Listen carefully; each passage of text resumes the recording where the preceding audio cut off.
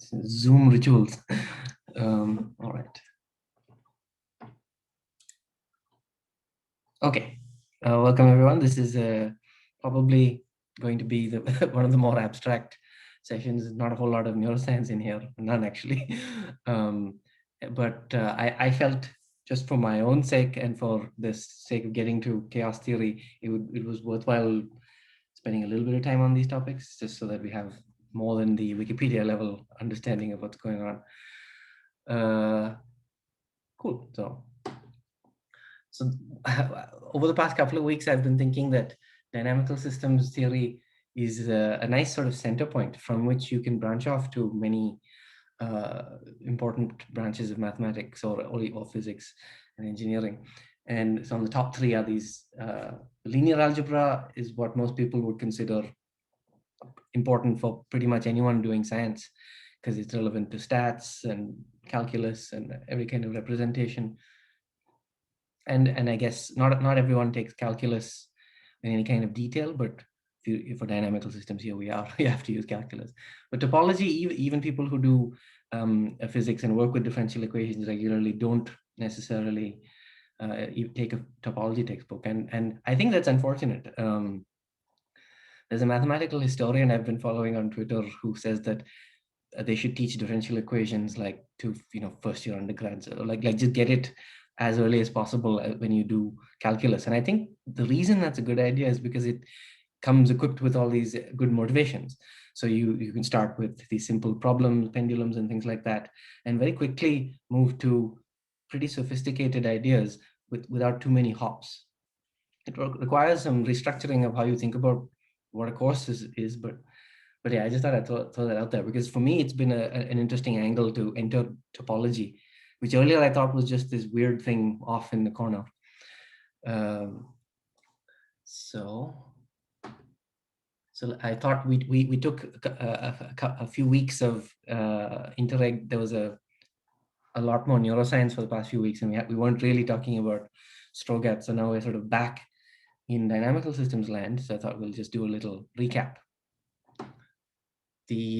of the sort of recipe that one follows for analyzing a system, a dynamical system. So you write down the equation by identifying the forces, growth and decay patterns,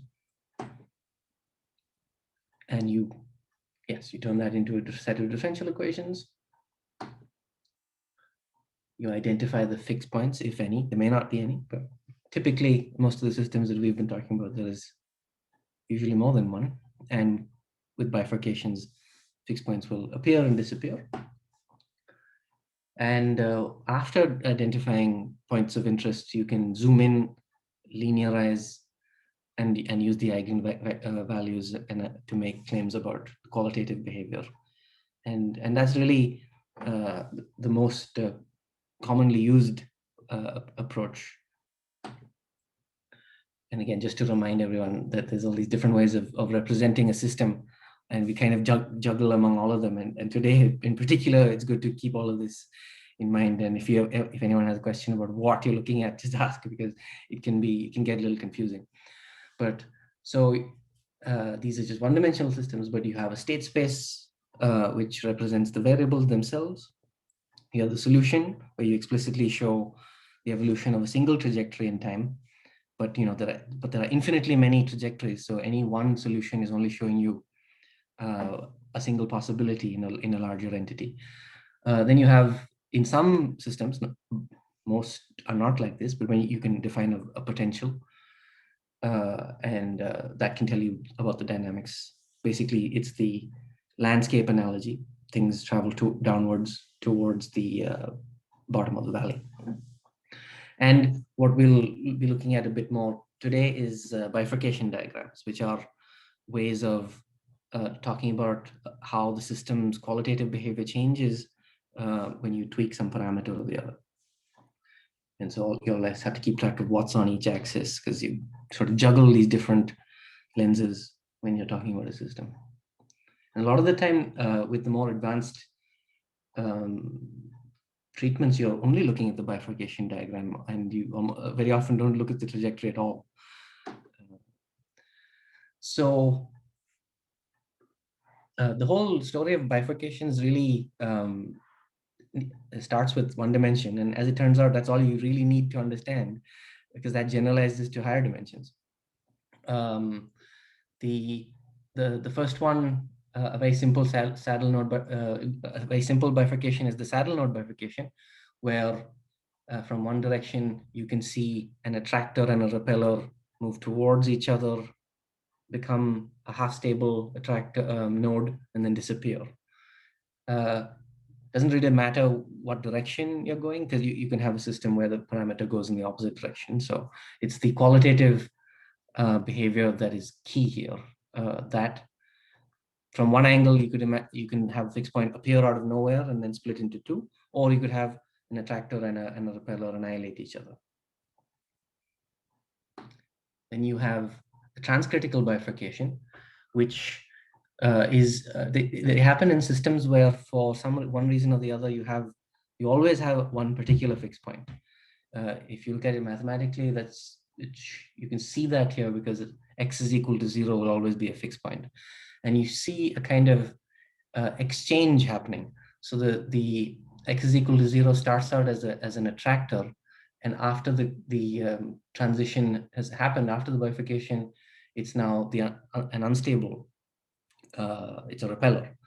So when you plot that in the bifurcation diagram, it's as if there's a kind of collision in this space where the stable and unstable nodes have flipped their identity. So that's an interesting type of bifurcation. And then you have the pitchfork bifurcation, where you go from having one attractor to 3, and there's 2 types.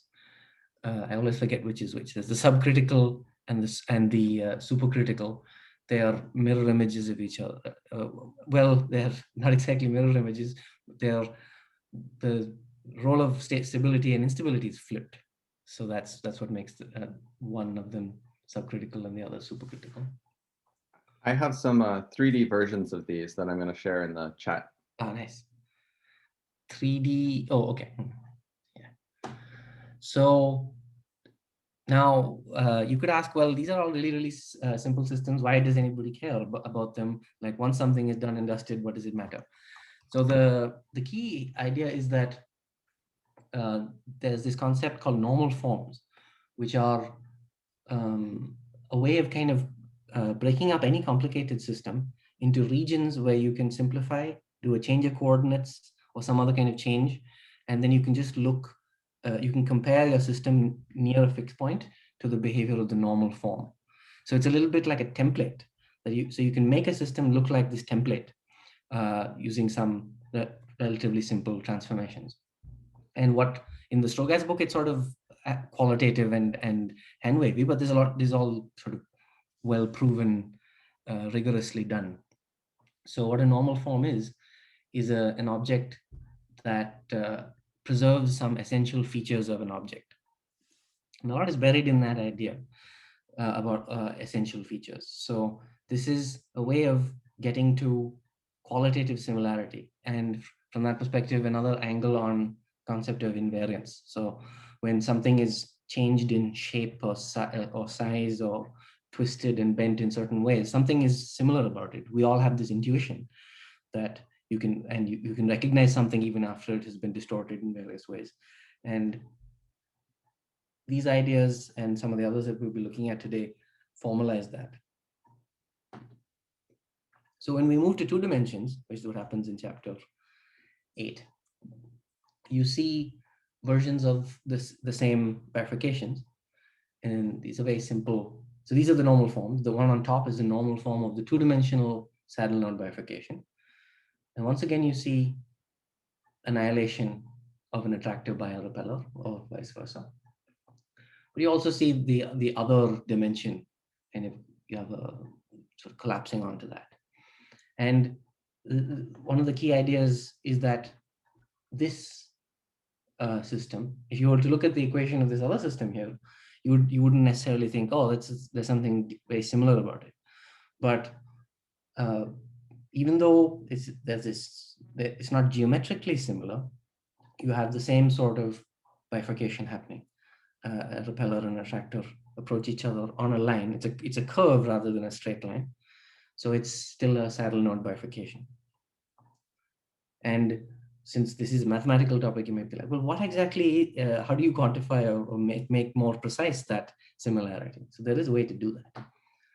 And this is a fairly advanced topic, and I myself I only really kind of dove into it in the last week or so. But so think of everything that follows as just sort of a flag or a bookmark for things to go in more deeply.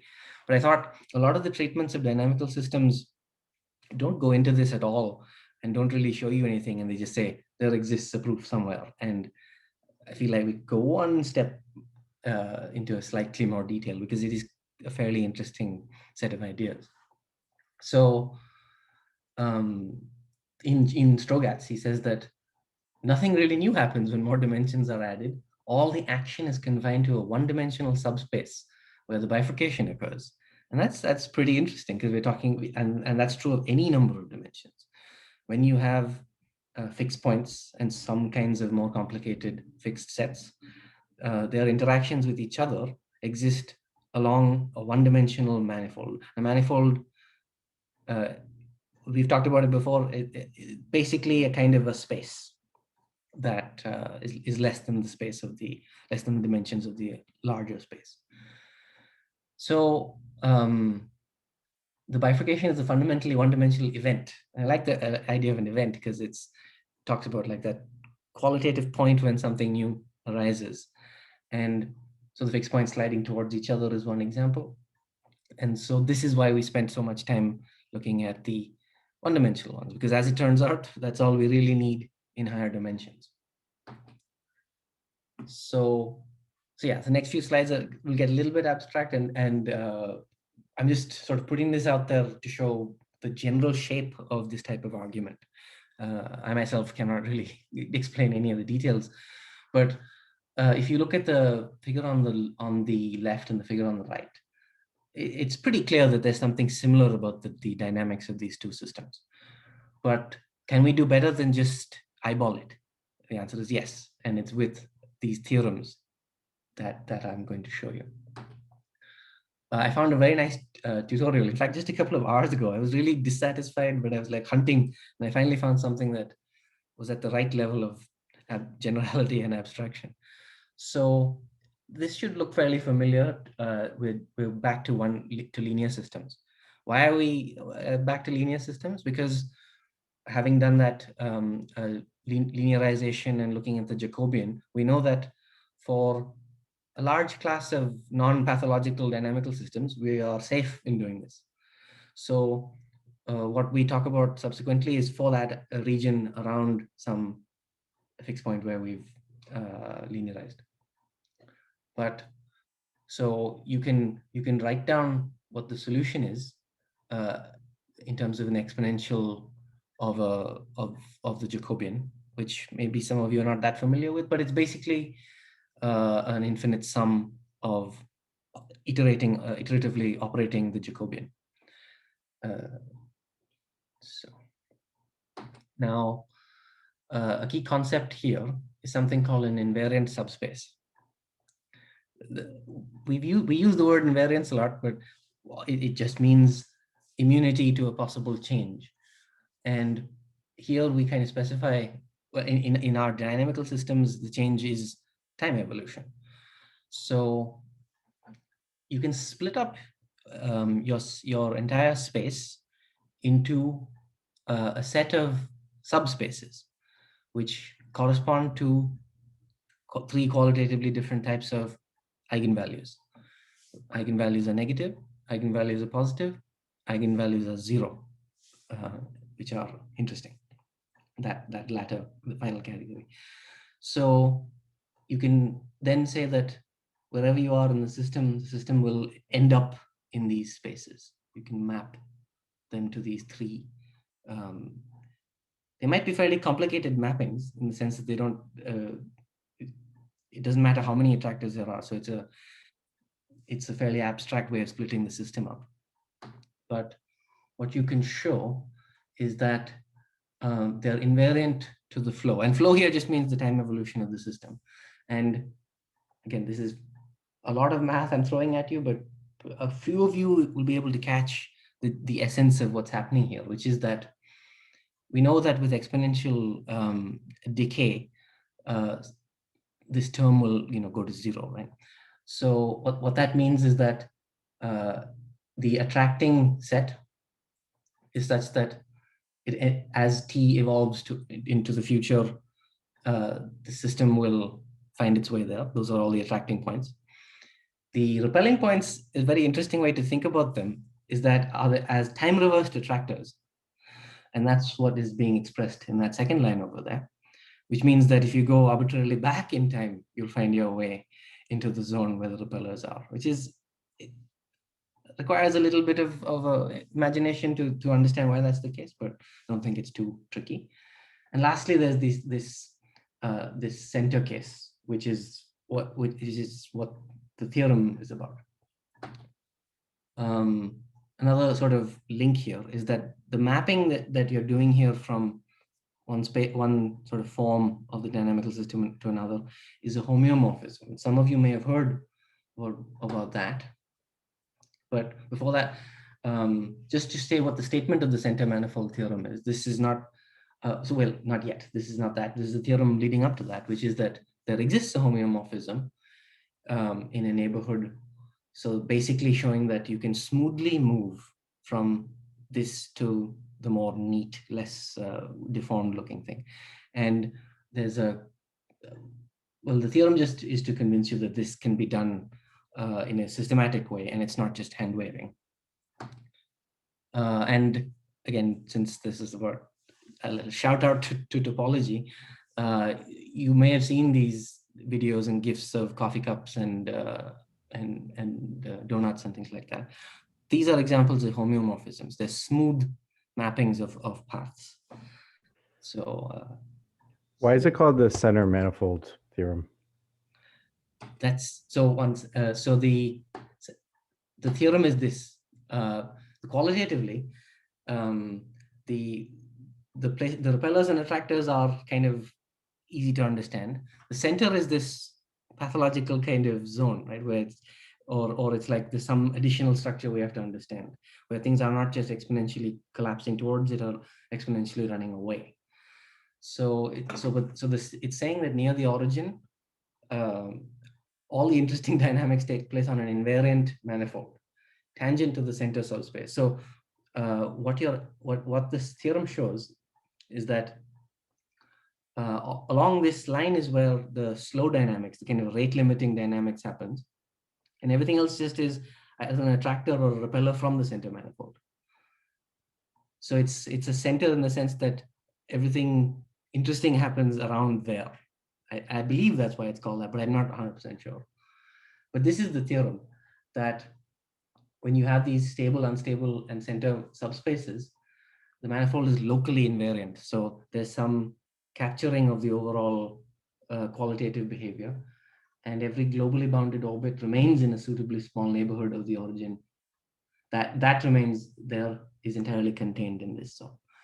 So it's a little bit abstract, like I said, as just sort of a bookmark for something to get into later. But basically, it's a way of understanding what I showed earlier, which is the sort of twisted version of some bifurcation can be mapped onto this sort of simple normal form kind of way of looking at it. So that was just sort of an abstraction aside, but now back to bifurcations. In 2D, we didn't sort of separately go through them, but there are some bifurcations that can only happen in 2D because oscillations don't happen in 1D linear systems. So we can talk about the Andronov-Hopf bifurcation, which we've already seen when we talked about the Fitzhugh-Nagumo model, the neural model. So that's a situation where you go from a quiescent state. As you increase the input to the neuron, you get repetitive firing. So a limit cycle emerges. So you have this, and when you go in the opposite direction is subcritical.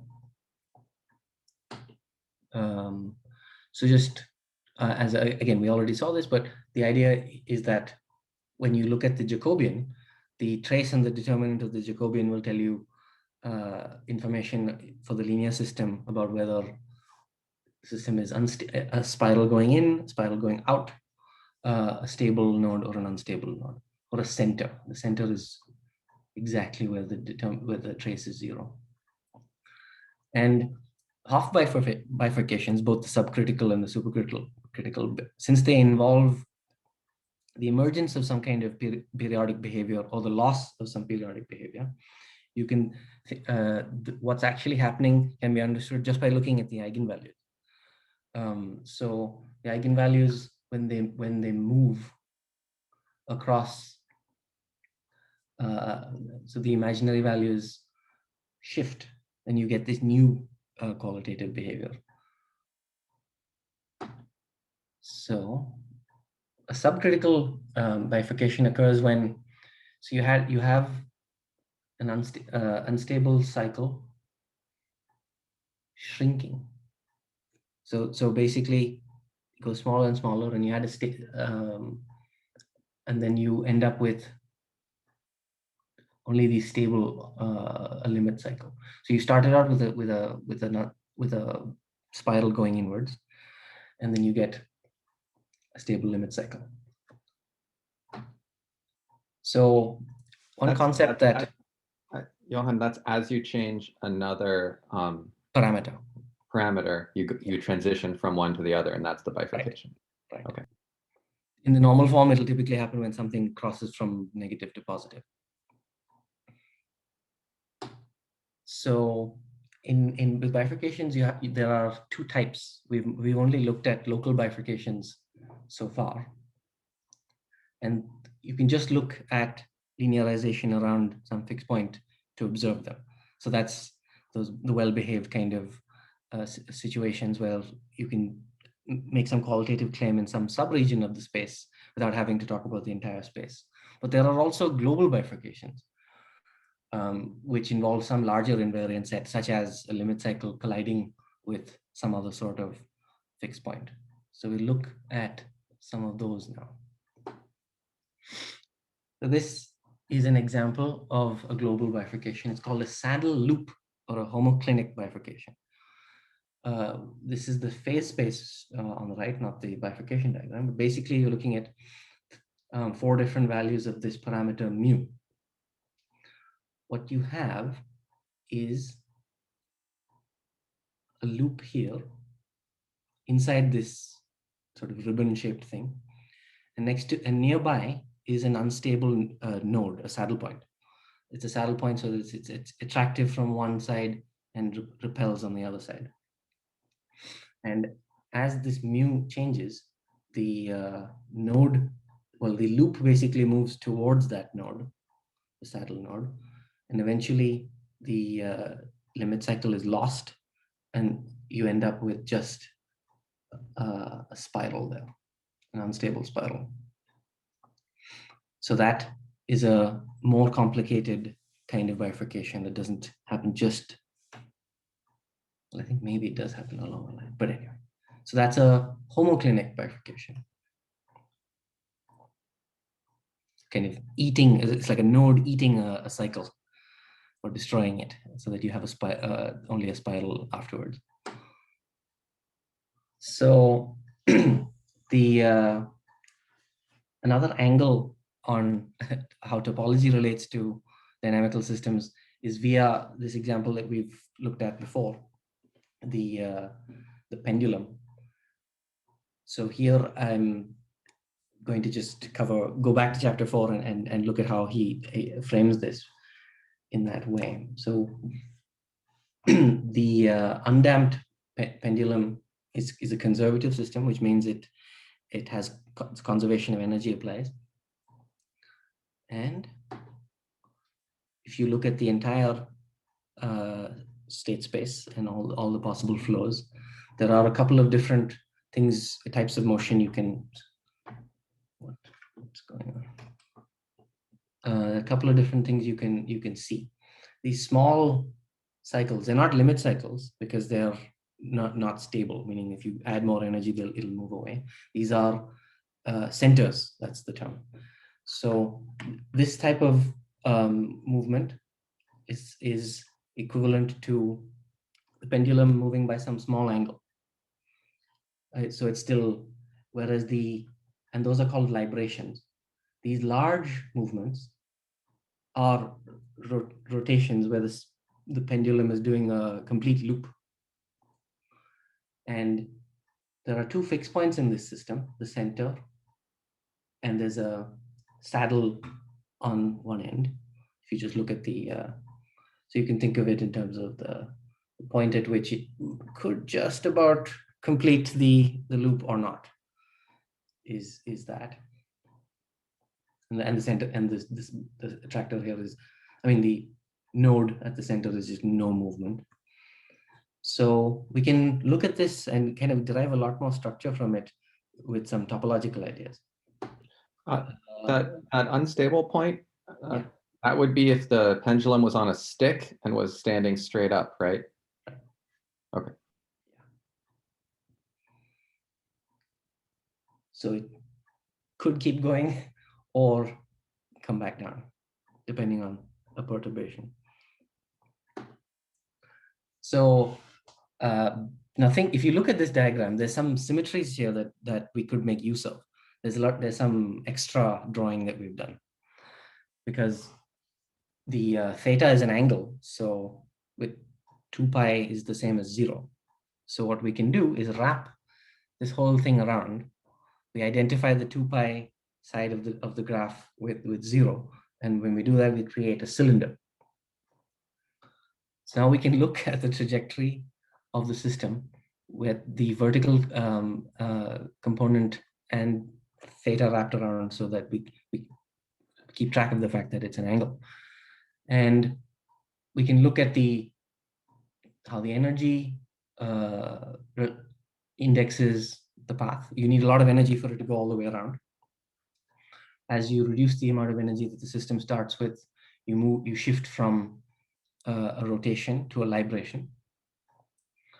And then there's another step you can do, which is to say that, well, the top half of the cylinder looks a bit like the bottom half. So now can I group that according to the qualitative thing? So you take the tube that you've just made and you bend it to make this U-shaped structure. And now the rotations are sitting on the arms of this, and the librations are at the bottom. You also see that you grouped it according to the energy now, because the energy was high either at this side or that side. There's just sort of two different initial conditions. So you've made use of some of the symmetries of the system to turn it into this, which can give you a sort of different angle on the system, especially when you add damping. So when you can just imagine it, that if you're whirling something around and it starts to gradually lose energy, it will eventually no longer complete a loop, and then it'll start to librate, but then the librations will become smaller and smaller and smaller. And that's a bifurcation. And you can see, and you can see what's happening on this tube, where initially it's rotating, but each time it goes around, it loses some energy, and eventually it finds its way down here. So sort of analogous to all the geometric attractor information. Landscape. It's analogous to the attractor landscape, right? Right. Because we started out with a system that had an energy, and then we added damping, but we could still talk about, in this particular system, you can define the energy. So you can look at it that way. So you're making use, so when you make these identifications, saying like 0 is the same as 2 pi, you're making use of some additional knowledge of the system to make some identifications, which is a big part of what happens in topology. So in chapter 8, we take that system and we modify it a bit. We add a damping term and an input term, this capital I. And so here again, it's a little bit complicated. I'm just about trying to understand it over the course of this week, the full set of details here. But he himself is just sort of pointing us in the direction of some interesting, more advanced stuff. So the first thing you can do, which you can work through it. This part is not very complicated. You can calculate you first of all convert it into 2 dimensions, and you look at the fixed points. And this input I, the reason it's an input, which is a current, is because the Josephson junction also works like a heavily damped pendulum. So I don't really know that much about the Josephson junction, but so we're looking at the Jacobian around fixed points. There aren't any fixed points when I is greater than 1, and that's sort of a clue that something must happen, some sort of bifurcation must happen there, and we're trying to like get some feel for this. We know what fixed points are like, but when there are no fixed points, is there anything else that interesting that might exist in the system? So, Johan. yes. If you go back to the previous slide. This one? No, the one right before it. With yeah. This, for a second, it reminded me of maybe something similar to how Deacon talks about differentiation. Just in the sense where if you're at the bottom of this tube, Mm-hmm. then you sort of have the potential to differentiate into any one of those sort of arms of the tube.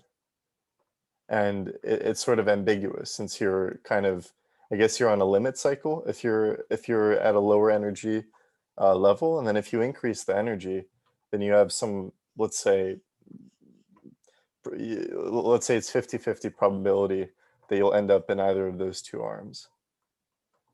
Right, it will depend on some noise if you're constantly supplying energy to the system.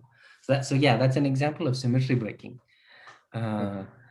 There's some symmetry present at one point that is no longer present at this other point, that which you can kind of, yeah, because going this way has a symmetry that doing a loop the loop doesn't, because here if you sort of time reverse the video, it looks more or less the same, right?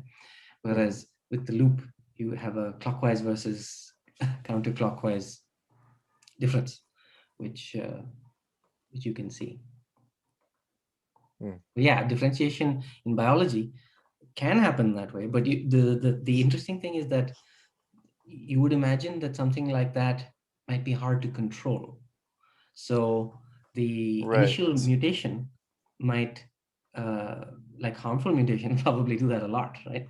But then you have to wonder, and I don't think this is well understood, that when a mutation or some even environmental disruption causes the system to reach a state or differentiate between 2 states, say during development. The trick or the thing that natural selection eventually does is stabilize the one that is good. So it's no longer something that's sensitive to noise, but somehow, and that's sort of what canalization is, maybe. Like Waddington's idea is that, you know, these differences, the system can sort of control them. And obviously with cell division is going to be an element of randomness regardless. But the fact that randomness and relatively deterministic developmental programs can coexist is something that one has to think about more in the context of symmetry breaking. Like, for example, when ice freezes, it's deterministic at the high level, in the sense that we know that at this particular temperature it's going to freeze. If it's super cooled, if you have distilled water and you cool it very carefully, you can go below freezing and it's still liquid, but then you can just hit it and it'll freeze. It breaks the symmetry. But in normal freezing, the point at which it freezes is a seed of asymmetry. So some impurity or dust or even some thermal asymmetry will be sufficient energy in a way to bump the system into its new attractor, which is the solid form. So while you can predict with very high accuracy that a tub of water will crystallize, you probably can't predict at all in most circumstances where the crystallization point will start. Happens really rapidly, right? So that, and when right at that point when it's happening, the system is asymmetrical in the sense that some part of it has been freezing, is frozen, whereas the rest isn't. Right. So that kind of differentiation is complicated. So all I'm thinking about is the idea that somehow biology might make use of those types of symmetry breaking, but stabilizes them, which is, I think Deacon has some good speculation about how that happens. Right. So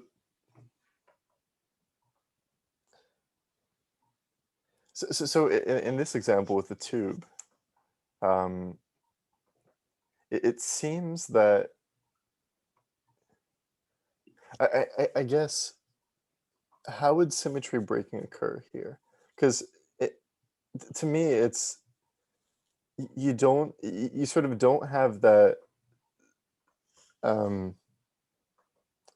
You don't have the same dynamic where a slight perturbation is going to, or without a slight perturbation, you're going to be allowed to maintain a higher energy state while maintaining the symmetry. So in this example, if you increase the energy, the system will be forced to hop into one of the two limit cycles that are produced in the bifurcation. Yeah, well, these aren't limit cycles, so in the you got to be careful about that. Those are centers. Mm-hmm. So when you perturb them, they don't go back. I see. In the next thing we will see is a limit cycle. I see. But also, given the initial conditions, it's completely deterministic. So the only way to, when you're near the point where the system could be in one or the other, if you don't change the system, then whichever arm it ends up in is deterministic. It's just that if you bump it, well, first of all, you have to constantly supply energy anyway for it to get up to kind of be anti-damped. So it's a slightly different thing then. Yep. Yeah, it's a little bit more like the Van der Waals oscillator, right? With the negative damping. Yeah. I guess, let me just go a little bit further with the differentiation idea here. Like what I'm imagining is, instead of just this kind of tube kind of system, you can imagine having, let's say, like a tree-like structure, kind of like a hierarchy that's built this way. And you were sort of, you said that it's tough to control where it's going to end up. So what if, I'm imagining you have like feedback coming from the dynamics of the system to the controller. Mm-hmm. And let's say the controller has some idea of like whether it's in the right arm or not, and it can decide to increase or decrease the energy in order to try to get the system into the right arm. You know, it starts to become a little bit anthropomorphic, right? But yeah, I see what you mean. But it requires some kind of goal-like mechanics. So something like a sensor or a thermostat, or that type of dynamic on the part of whatever it is that's doing this. Like what I'm thinking of, like Deacon likes to bring up differentiation in terms of like language production, where you start with this sort of undifferentiated idea of what you want to say, and then that breaks down or differentiates down into the specific words. Yep. And the differentiation is because initially when you have the idea of what you want to say, there's many possible strings of words that could reflect that idea of what you want to say. And it sort of differentiates from all those potential ways to say it. It sort of constrains itself to only producing like one particular string of words. And you can imagine that's sort of goal directed, where maybe some like options for words, or like some almost like seeds of options for words might come up, and then you can choose to, if you sort of get the I mean, I'm just introspecting on sort of like what I'm doing right now, but you almost have like seeds of the words that could come up, and then maybe I'm kind of pushing the system towards those seeds that kind of make sense, and then it forces it to sort of differentiate into the particular words. Yeah, it sounds like there's this book that my advisor kept talking about. It's called a connectionist language model, I think. I haven't looked at the book yet, but I guess it wasn't very famous. But Dan, my advisor, really liked it because it was basically what you're talking about, which is this idea that constraints on what your next utterance is kind of show up on the fly, and you might have sort of suitable attractors, in the sense that having said up to this point something, the grammar of whatever I've said, the grammar and the meaning of whatever I said before, somewhat constrain what I can say next. I can always abandon a sentence and start a new one, but like many people have the ability to construct extremely long, perfectly grammatical sentences. How do they do that, right? So they don't necessarily decide in advance every single clause that is going to show up. So there's an element of, and it's also not effortful to crank out a word either. So there's a sense in which they've set up something that will pull them in a particular direction, and then depending on the needs of the sentence or the moment, specific things will finally collapse onto a word that you can't interrupt. So you mentioned that it's not effortful, which is, I mean, that's one of Deacon's sort of greatest dichotomies: effortful things versus sort of automatic things. Yeah. And so it seems that there is effort in sort of choosing what you're going to say next, but it's kind of subtle, where you're kind of primed with some of the things that you're going to say, and maybe like some sequences of words kind of come out very automatically, and then at times there's a little bit of a competition or whatever it is, and you have to guide it slightly. How would you, sorry for a choice of word, but differentiate that from choosing like initial conditions in your system? That's good, because I was just thinking about that for this system. What do you what do you mean exactly? So based on the current description of what you're saying of differentiation, it seems similar to like just picking initial conditions.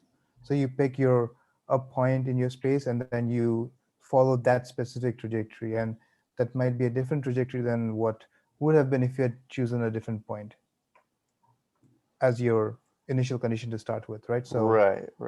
Like even in this figure over here, right? If I choose as my starting point, a point that lies on that top on the figure on the left, you have that flow line on the top. If I choose a point that lies around there, that will give me a different like evolution of the system than if I chose one of the points more in the center, right? So I feel like with this differentiation thing, it kind of doesn't make sense to talk about it without either some external control or perturbation or something like that. Because otherwise you can think of just like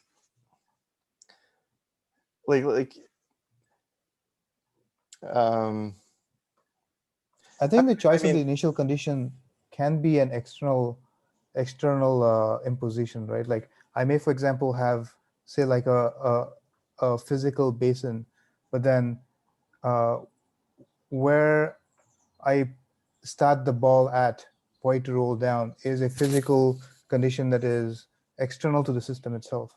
Well, But how do you technically, choose? perturbation is an initial condition, right? If you look at how we've been simulating, I don't know, I haven't shown a simulation like that in a while, right? But the perturbation is not intrinsic to the system. What we do is we say very often it's almost like literally lifting the system and plopping it somewhere else, right? So the word initial is a red herring. the initialness is part of what makes a perturbation is that it isn't part of the dynamics of the system you originally created. So if you include the source of the perturbation in your system, it won't look like a perturbation anymore. And this is something I have been bringing up over and over again because I don't have a good way to think about it, which is for practical purposes, when you're dealing with any system other than a brain or a living thing, you can always slice up the system as you see fit based on your control parameters and decide whether you want to talk about it as one dynamical system or two or however many, right? Whereas when we want to claim that some part of what the system autonomously is doing is a dynamical system, the choice of how to slice up the phenomenon of interest becomes a little tricky, which is why I don't like, people like to say that the brain is a dynamical system, right? Like to swing in the other direction from brain as a computer. I don't like that idea. I think dynamical systems is a perspective, but it's so tempting to then say, this is exactly what the brain is doing, but you don't like get a handle on, like, if you want to think about the hippocampus as its own dynamical system and the medial septum as a parameter that's causing bifurcations in the hippocampus, right? You can do that, but now you have a dynamical system composed of dynamical systems, and it's somewhat difficult to decide what your dimensions and codimensions are, and it just becomes messy.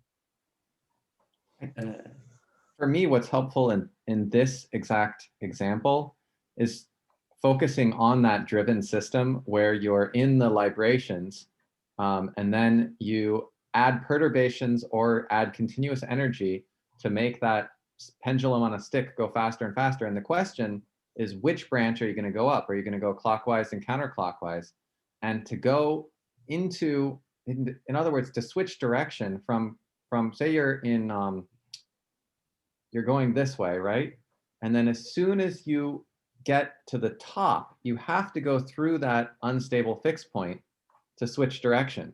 You can't switch direction unless you go through that little circle on the U at the top of that tube, right?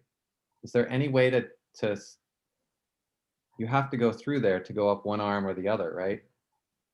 I think, and then identifying what that point is in your other system that's not just a pendulum on a stick is the crucial element to determine which direction you're going to go. What is that point that you have to go I like through? that a lot. Mhm. It relates to the idea that what the brain, like, I'm going to do this even though I haven't specified which dynamical system I'm talking about. A dynamical system that needs to be quasi-stable needs to have a lot of saddle points, right? Because it needs to approach something reliably, but also not be there too long. So there's going to be this saddle structure to a lot of what is happening in say a decision model or a control of a particular movement. Does that make sense? Yeah.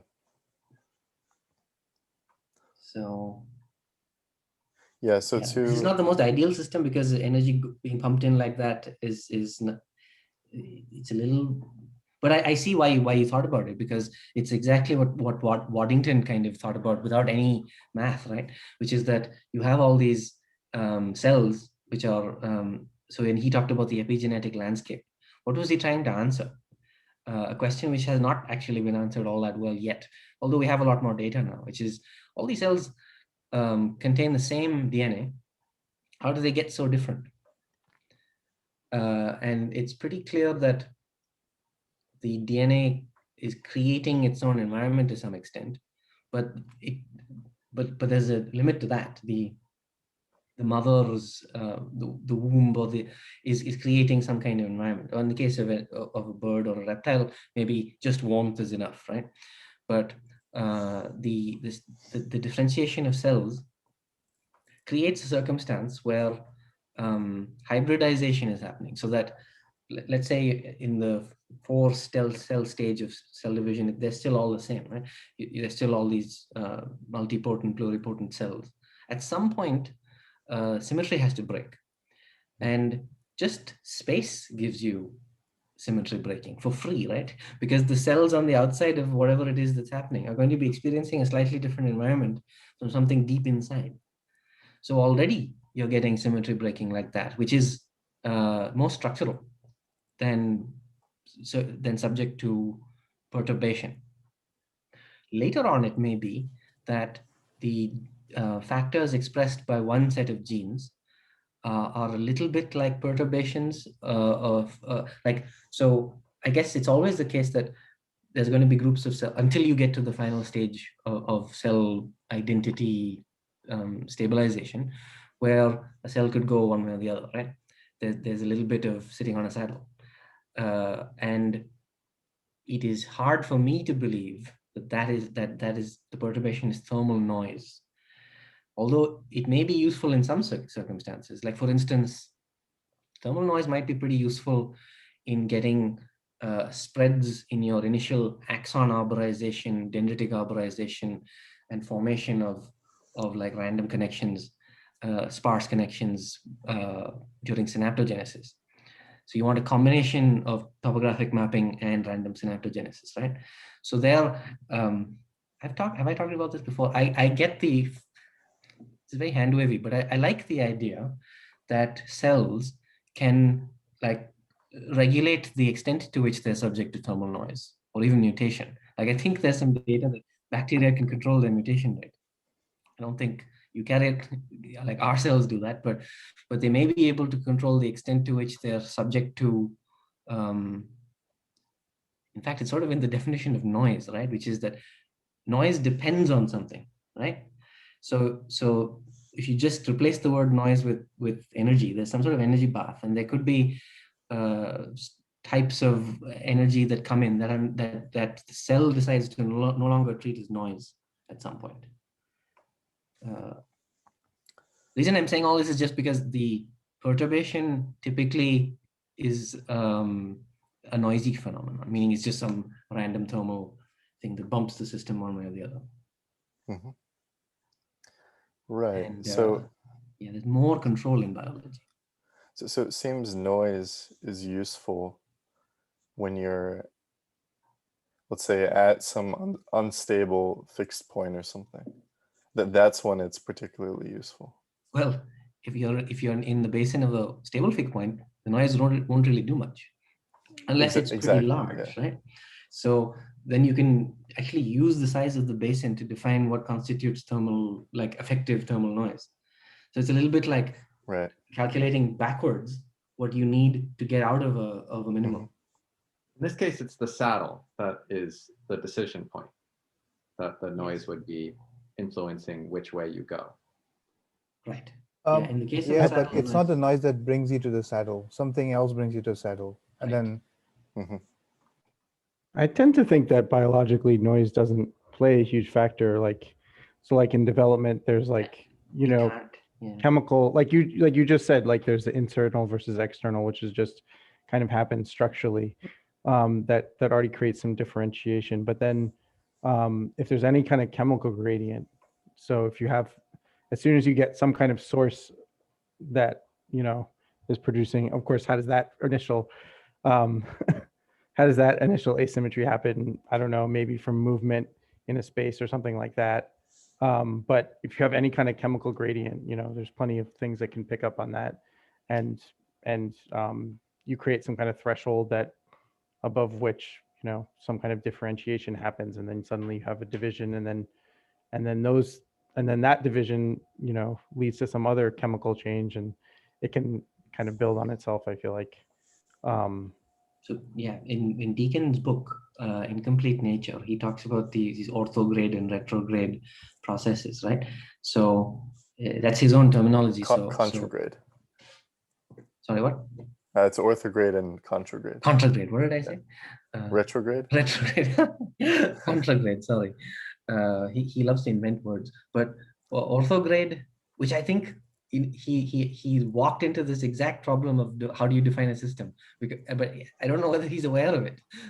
In that whole book, he kept going on about orthograde. So from the perspective, I forget if he mentioned it or we mentioned it in response. We've talked about it, but yeah. I don't know whether in this group. But so orthograde is the direction in which a system tends to go, and he includes like thermalization, which is the erasure of energy differences, which is the second law of thermodynamics, right? But when people look at life and say, why is it violating the law of entropy, which it isn't, and I wish people would stop saying that. But the reason the surprise exists is this idea that you can create structure, and how is it done? Through riding on energy flows, right? You're transducing energy and creating structures that are more ordered. So the brilliant thing that Deacon does in that book is say that these ordered asymmetry creating structures actually require the lower level orthograde thermodynamic behavior, and that's like, I've never seen it expressed so well anywhere, that the something that is taking this is like, I don't know how, like, it's a sufficiently difficult idea that's why the book is so hard to read. So imagine if you're zooming in on something. The tendency, if it's like an ideal gas, is for a particular thermalization to happen, right? Now, let's say that without changing your zoom, you've moved somewhere else, and without your knowing it, you're in a cell. But your zoom level is so high that you don't realize you're in a cell. But now you're seeing all these like lines and things, like ordered structures. And you're like, well, things are violating that thing which I thought was a law. When you zoom out, you'll see, there's this new thing happening. It's law-like, and it seems to have its own attractor-like structure. The only reason not the only reason, but a key reason that it has that attractor structure is because its lower level components, through thermal mixing, are able to explore the state space. And this is a really interesting point. Maybe it's been made elsewhere, but he puts a lot of effort into making this clear, that you have stacks of orthograde, contragrade, orthograde, contragrade, and I mean, he doesn't solve the problem of what levels are, but that's how you get something that seems to violate, and what the physicists would call symmetry breaking happening with respect to the symmetry of the lower level, becomes its own symmetry, and then that symmetry gets broken at a higher level. Each time making use of so So he gives a beautiful example of this with, and I guess I could just describe it briefly. So if you, let's say, take a closed system that's made up of some gas, and that system tends to equilibrate, meaning if there's a higher concentration of energy in one place compared to all the other places, it sort of has a tendency to spread out evenly. So that spreading out evenly is the orthograde tendency of this system. It's its sort of automatic natural tendency to spread out and equilibrate. But then the question is, how does it actually accomplish this spreading out and equilibrating? And if one of those atoms was just floating around by itself, it wouldn't do anything special. It would just continue and not interact with anything. So it has to be with the interaction of all the other atoms. And so what's actually happening with the atoms that is causing the system to equilibrate? It's, well, they're sort of bouncing off of each other. That's kind of what causes this to happen. And what is this bouncing off of each other? That's so it stems from a different orthograde tendency, automatic tendency, which is you have these electron clouds around the atom, and when another atom bumps into it, or rather when that electron cloud is sort of perturbed a little bit, it tends to itself equilibrate, or has this orthograde tendency to go back to its equilibrium cloud. So it's kind of so a contragrade tendency is something that goes against the orthograde tendency, which would mean, for example, creating a thermal gradient in this closed system of air molecules, or for the for the air atoms, or for the individual atoms, it would be pushing against that electron cloud, essentially, because that's going against its tendency. And so it's glad this. You brought that up. Yeah, I had almost forgotten about this. It's so you could even say it most simply using just classical sphere-like particles, right? Which is that the orthograde tendency of a sphere in the void is conservation of momentum. So something that's moving, and conservation of energy too, right? So something that's moving just keeps moving. So the presence of other spheres and a restriction in the form of a container, like without a container, none of this can happen, right? Thermalization can't happen unless you actually restrict the movement of the atoms. So again, Deakin points all this out, that there's a broken symmetry even in forcing the atoms to be together in the first place. So the only way that they can exchange their energy and become and reach an average energy is by virtue of being forced to interact. So even at that level, there's an orthograde tendency from the Newtonian perspective that gets violated to create a new orthograde tendency, which is the second law of thermodynamics. It's really good, this particular idea. It is pretty good. I want to hear the next level. Then from there, That's when it gets even more complicated. The book is not easy to read. He keeps inventing terms. Yeah, then you have to. Sorry. Somebody was I was saying next level is life. Is life biological organisms? Yeah, exactly. Next level is life, and so he has. What is it? What are the terms? Thermodynamics, homeodynamics, morphodynamics, and teleodynamics. Homo, morpho, teleo. Yes, that's his order. Each one is sits on top of an older orthograde phenomenon. And again, his best point is that constraint is top-down causality. So he like spends a lot of time dealing with like old school critiques of emergence in the form of like supervenience, which we talked about last year, and he's like, yes, supervenience is correct, but is there some other way to understand top-down effects? And I think he's on the right track with constraint. His prose is what probably is the main reason more people don't read that book, because it's a slog. But it would be interesting. I hadn't really thought of this, but directly translate his ideas to rigorous dynamical systems. He thinks that it can't be done. That there's something in his framework that doesn't actually fit perfectly onto dynamical systems. I think he may be right, but it's hard to say. Does he explicitly mention that? I feel like, in fact, I think I read some of the critiques. In fact, somebody accused him of stealing their idea, and he says, no, and I don't know. But I think that the big thing that's missing in dynamical systems is, which he sort of gets there, but I'm not that convinced, is representation, right? There's no nothing in dynamical systems is this represents that. Like the concept of representation doesn't sit well with dynamical systems at all. And I have no idea whether it's even worthwhile to.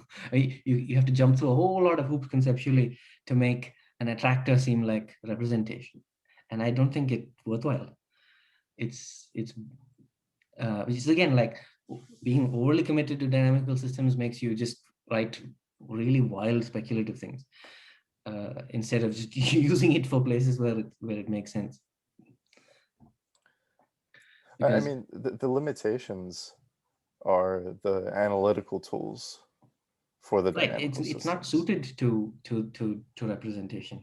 It doesn't.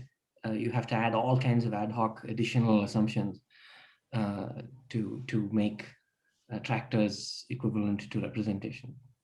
if you close, so when we make our models, right, we use the language of representation and coding just to explain it to other neuroscientists, right? But when forced, we'll say that all the representing is done by the person writing the paper, right? It's just a causal loop, right? There is no representation in the model as far as I'm concerned. It's so if you like, dynamical systems ends up as a weird removal of the concept of representation from biology, but I don't think that's useful, because when you close a perception action loop using, say, a system that categorizes by creating attractors and then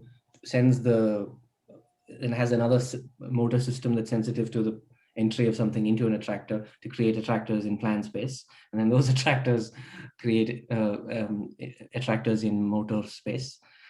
You can do all that, and we do have models that basically do that, but I feel like there's something missing.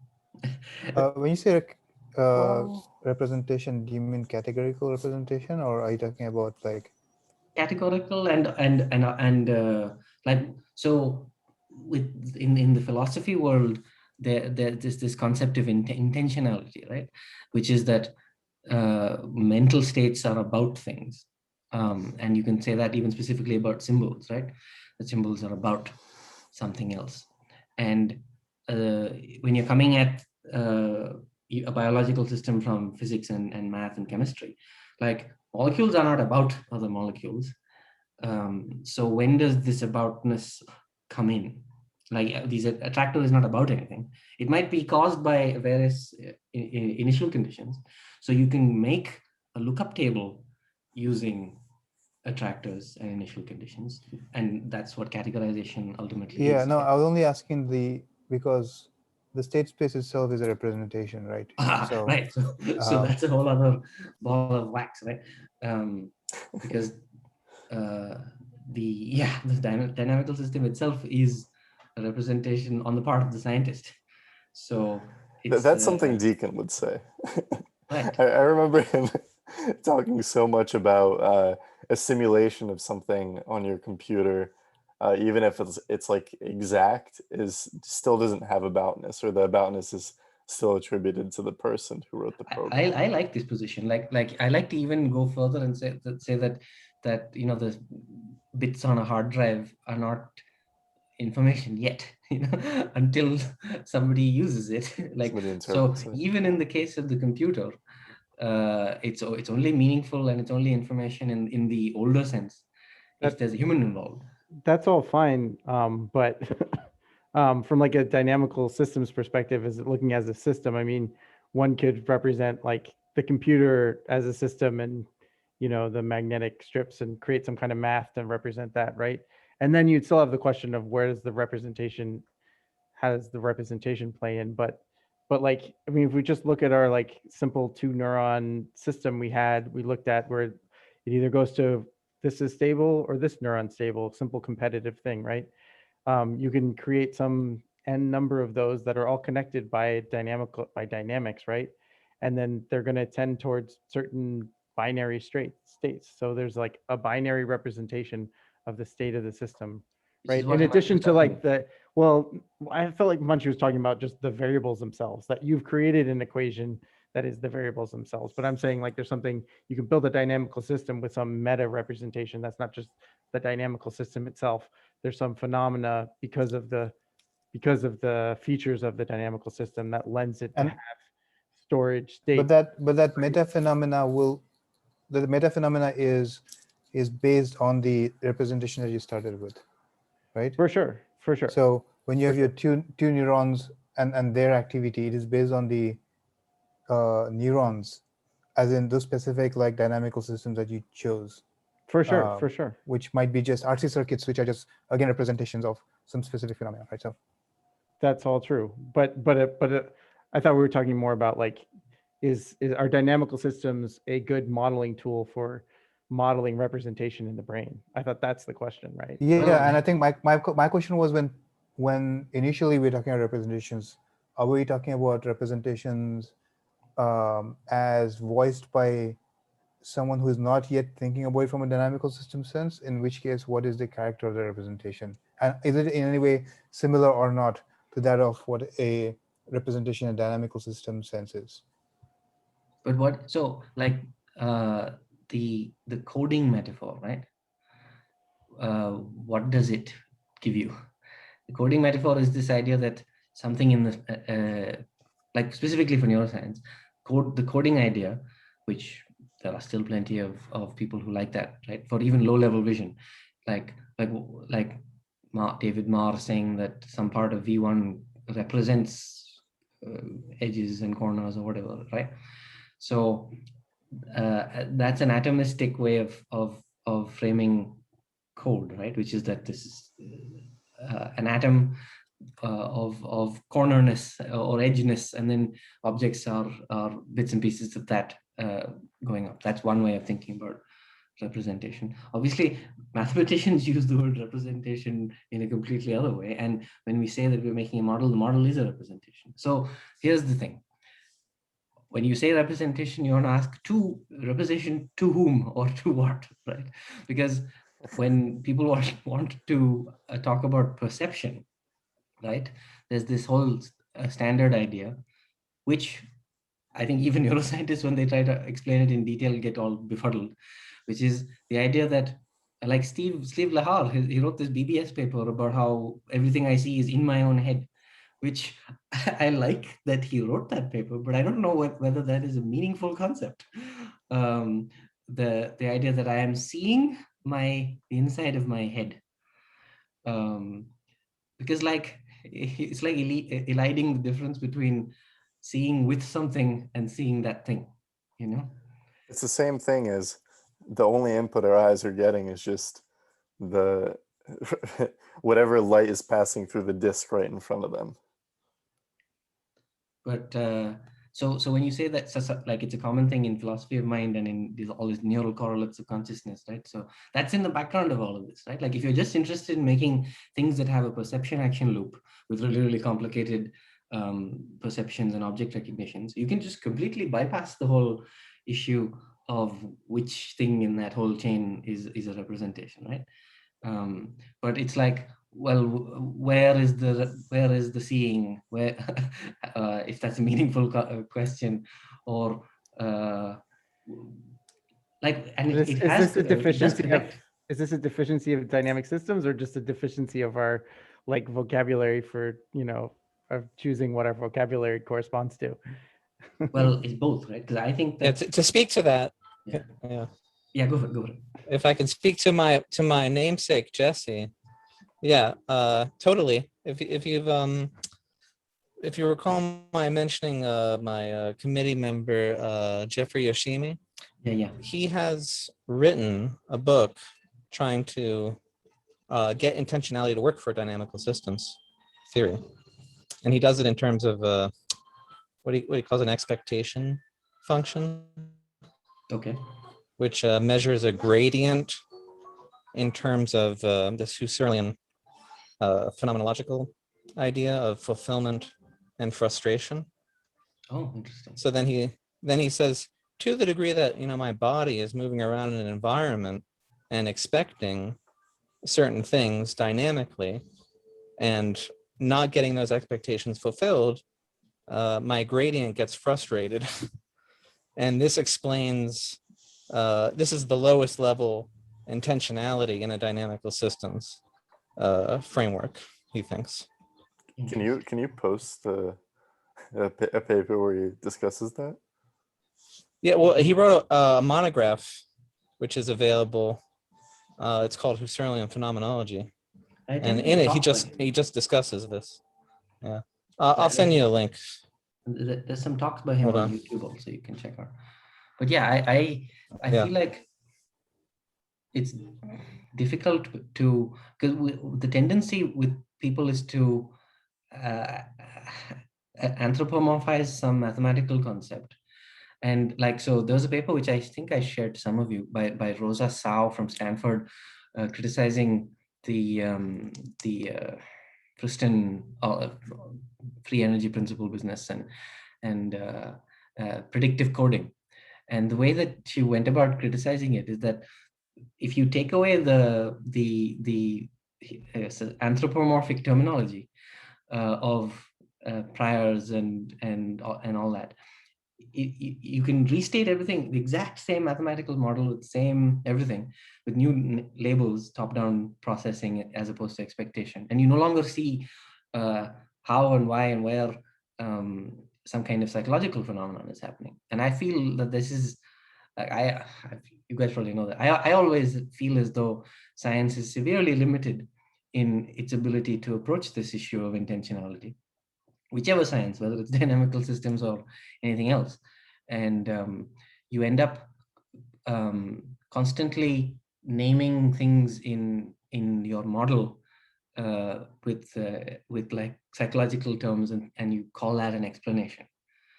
It can sometimes help with guiding experiments and maybe give neurologists some ideas, like, and which is why some of this split brain stuff is interesting, right? Because it's simultaneously difficult philosophical kind of discussion, but also has some amount of practical consequence. Like this idea that the two hemispheres have two different minds, right?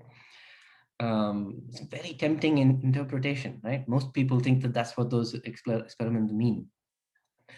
But do they actually mean that? Like, because like the split brain patients have no symptoms when they are dealing with their normal life. Like they don't have any kind of inability to talk, because like the world, so I like to think of it this way, that the corpus callosum is allowing for some coupling between the two hemispheres. You remove the coupling, but the world offers the same coupling, right? In the sense that the two halves of my world are correlated most of the time. And if they aren't, I can move my head to make them correlated. So the thing that the corpus callosum is doing can also be done by everything outside of the brain. So you have to concoct these really, really carefully designed systems where the person cannot see what's on this side, and all this is happening. And there's some kind of faculty that that is missing from one side, apparently, when you show information to the other, right? Now, so the interpretation is something like, well, now there are two separate representations or something like that, which are separate subjectivities, which don't share information.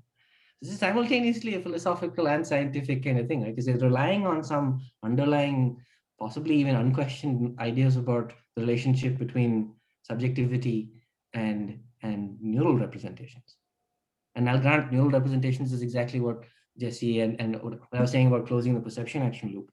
Whatever those things are, which neuroscientists will just happily label a representation, suddenly collides with this older, like, philosophical kind of way of talking about it.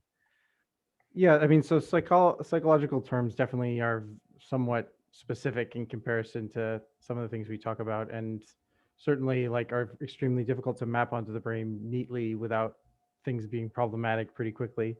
But nonetheless, I think something like that concept of intentionality, an abstracted concept of intentionality, or even of representation, I think like potentially has merit in the same way of the way we were talking about the Deacon stuff, just a moment ago. So I think there is something to be had there, even if it doesn't completely correspond to all of our colloquial uses of intention. Yes, what I will say is that the closer, so I'm like fine with all this type of speculation, but the closer it is to something that experimentalists can work with, or the better, right?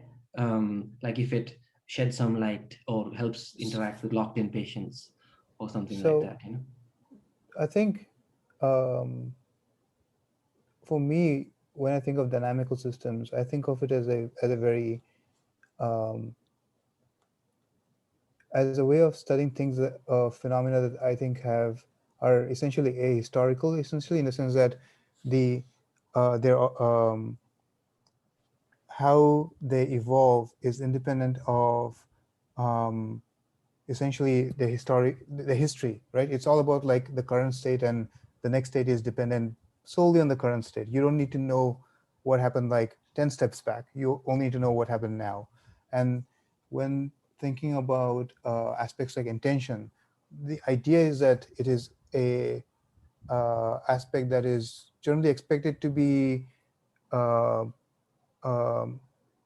in effect beyond just a moment in time, right? And like there's some notion of history involved intention, right? The steps I'm doing because of some intention, is because of intention that I had like many steps back, and I'm working with the intention to move. You have to be careful about this word intention, because like intentionality for the philosophy of mind people isn't about goals. It's about aboutness, in the sense that like when I like, if I think about a tree, the thought is about a tree, right? Is the idea that this concept, whatever it is that it's stationary and invariant through the process of evolution, or that it can morph with the process of evolution? Oh, that's a good question. I don't know. Jesse, do you have a comment on historical, like as if element what of I'm intentional? So in your mind, just replace intentionality with aboutness for this particular philosophy of mountain. It's mainly that asymmetrical arrow-like relationship. So I like to always just think about pointing, right? Like, what is pointing, and how do humans do it? It's a deep mystery. Like how do we, like when you name something for a baby, right? You're getting their attention, which is itself a complicated idea, and then you're saying this is this. And so two different things: the sound that you produced and some abstract experience potentially are now bolted together.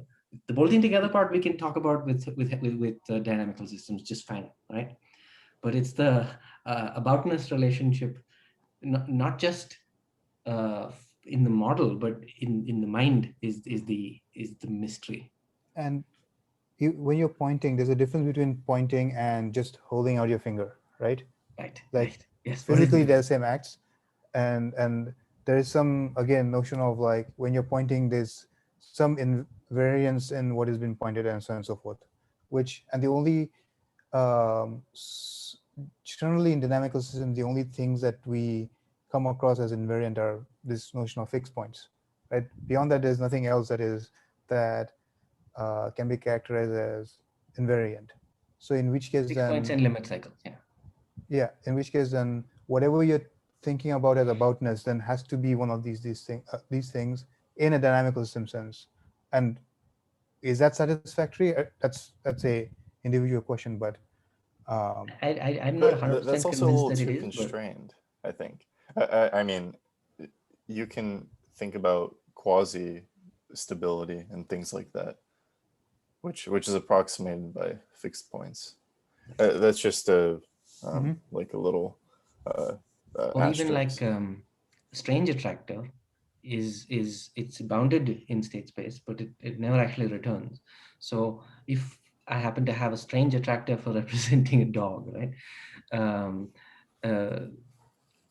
Maybe each time the initial conditions arise, it's a completely different trajectory within that subspace, but it's sufficient for something downstream to be read out for me to press the button whenever you see a dog with reasonable accuracy. I don't know if this helps, but there's a philosopher at Rutgers called named Frances Egan, I think, and she distinguishes cognitive content or intentionality from mathematical content.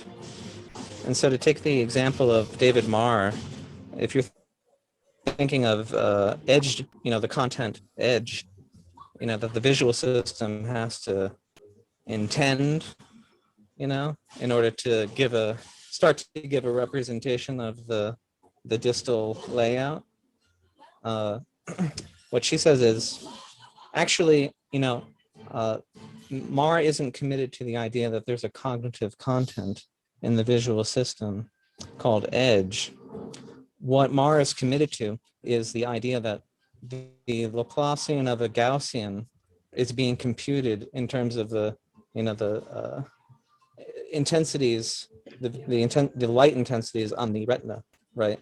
And that is the mathematical content has to actually be real for those computations to work. But the mathematical content corresponds to this cognitive content, which we call edge, right? And we say edge in order to get a hook on the mathematical content, which is actually being computed. So insofar as those mathematical contents are values that are constantly changing, right? That's maybe a sense in which the intentionality is changing, but, and that's in the Mar example, that's in terms of the light intensities, that's a continuous gradient, right?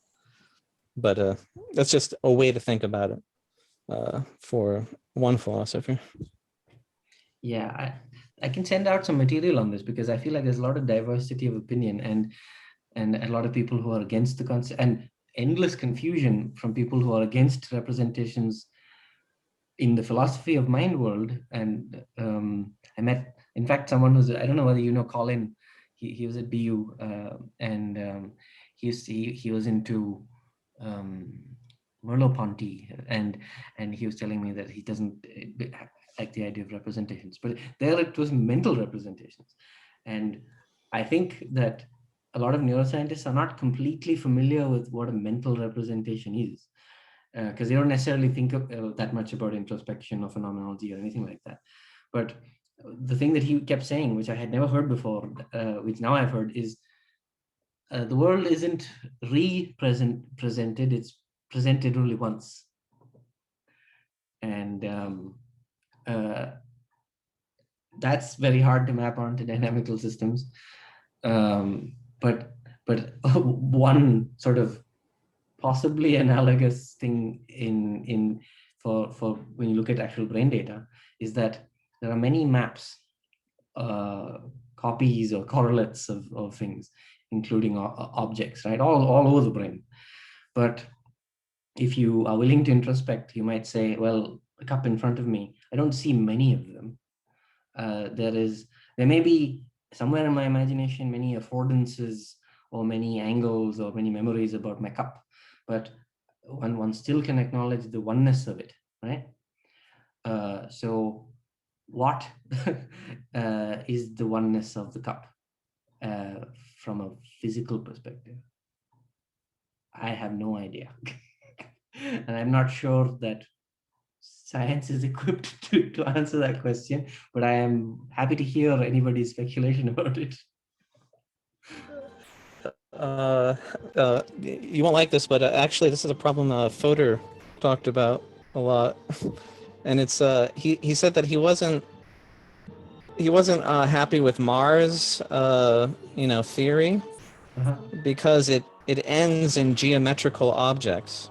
It supposes that the output of the vision system, right, ends in the geometrical object that might actually describe a coffee cup, but it doesn't end in my seeing a coffee cup. And Fodor was like, but I see coffee cups.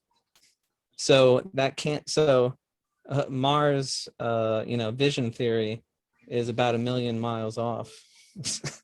I can And relate to this. Like at some point, it's a little bit like in grad school. Like there's a thing which scientists and neuroscientists will often say is that, well, we don't actually see objects, we see patterns of light. And I used to say this, but I have now sort of reversed my position on this somewhat, which is that no, it is in fact objects that we see, because it takes a whole lot of either like fancy Buddhist meditation or cognitive neuroscience in order to break the subjective perception of objects. And there are different ways of like approaching this. Like there's this great book on the history of art which I found by E.H. Gombrich, and he talks about this. Like he's talking about it in the context of art representations, like just things that look like other things. And he's like, well, why do children, and the book was written in the 50s, so not so advanced civil cultures, make highly non-realistic representations in art and sculpture? And one answer that he can come up with, but it sort of circulates in the neuroscience of art kind of world, is that it's not that people lack some mechanical skill to do these things, but it's about learning a new way of seeing. And the way of seeing is not just a way of seeing, but it's a way of linking what you see to your motor, to the hand holding the pencil or the whatever. So what does that mean? That like when you see a kid draw a table, right? They'll draw all 4 legs of the table. Very talented kids will sometimes learn perspective directly, right? But most kids don't. So there's a sense in which the thing that they are interested in drawing is what they know rather than what they see. And when cognitive neuroscientists have some sort of level zero naturalism, right? They don't keep this in mind, that interpreting light as photons has little or nothing to do with the subjective experience of seeing light. It has to do with... That's Steve Lehar's point in his book, The World in Your Head. Exactly. But the head part is the part that I don't get. But yeah, so when you run into all these things, which neuroscientists don't have to be interested in any of this, right? Because we can spend all of our time trying to just close the perception action loop and throw up our hands about mental representations or the unity of perception, right? Like some people will be like, no, maybe there are no qualia, maybe there is no unity of perception, maybe it's all just fragments. And when I hear this, I'm like, apparently people can say whatever. So it's which is why I like to say that, you know, dynamical systems will give you a lot, but I don't think it'll give you a complete theory of the mind. But at least it gives you the fundamentals to be able to build such a system. And then yeah, which is what I meant by perception action loop. I think we're on a decent track, at least trying to elaborate on the perception action loop in humans and animals. I don't think even that is very easy.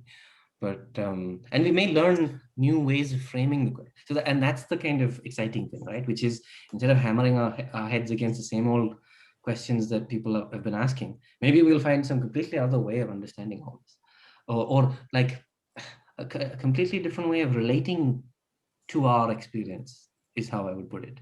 So it's like, stick with whatever it is, read the philosophy, read the science, whatever, but it's like what's exciting in these highly speculative domains is how it affects you, and how it can like I find that learning how to draw even a little bit influences how you see. Like I was doing a little bit of tutorials for drawing, and similar things happen when you are learning a particular scientific thing or a math or whatever, right? It changes how you... Dynamical systems. Right. Like me, I mean, just learning about all these things, you have to kind of contort a little bit, which is why I always think that in addition to the idea of trying to build a brain, there's this more subtle cognitive science kind of thing happening with dynamical systems, which is the trying to understand what's going on in the mind of a mathematician, you know? Like, like Poincaré, how did he think about all this? Like, what were the tools that he was using? Like, what sort of imagination produces these types of things? Or even much harder is someone like Srinivasa Ramanujan, right? Who his introspection gave you a goddess, you know? so not going to help much there. And the mathematicians themselves are not psychologists and they're not cognitive scientists, right? So they're really, really smart, but they don't necessarily have all the apparatus for describing what they're doing to other people. So it's nice to have these like people like us, intermediate, we're like level 0 when it comes to higher math, but at least we're on the trying to learn some of what they're talking about. Because even attempting some sort of weak empathy will give us new spaces in the imagination. That's how I see it.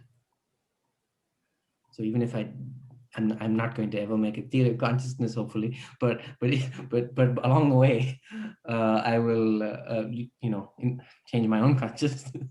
We will hold on to this recording for the time when you do. Oh God, yeah, yeah. As long as the title doesn't have the word consciousness, but yeah. So okay, I think we'll skip whatever else I had on here. We can talk about Poincaré maps when we get to chaos. We'll start talking about chaos next week.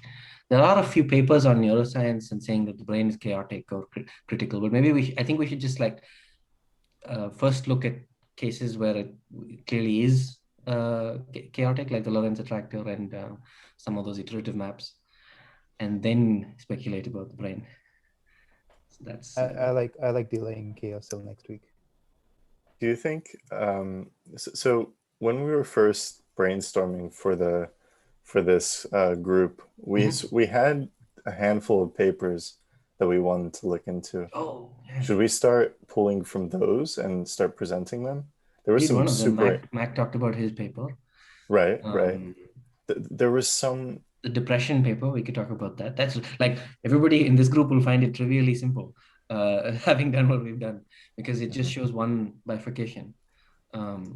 It's cool to try and describe a mental state in terms of bifurcation and understand medication in terms of a control parameter. If you like, we can talk about that maybe in a couple of weeks. Sure, yeah. There was some other papers too. There was the one about what was it? Chaotic itinerancy. Oh, nice! That stuff is awesome. I love that kind of thing. I was making a model of itinerancy in a basal ganglia model because I really like exploration. I think is a really cool thing to model, and in particular, what I really like inhibition of return, because animals are not engaged in random walks. What they have an interesting strategy, right? When they're foraging or whatever, they look around for a little bit. It takes time. Again, it's not like a random walk where you just happen to be in a place and then you've explored, right? So they'll look around and then they'll go elsewhere, and the place where they were is temporarily inhibited. They won't come back there. So it's biased, somewhat random, but they will come back eventually because things might have changed, right? So that I find is a very interesting aspect of of exploration, maybe emotion too, which is the return and how that time scale can change. Like OCD might involve a collapse in the inhibition of return to some idea.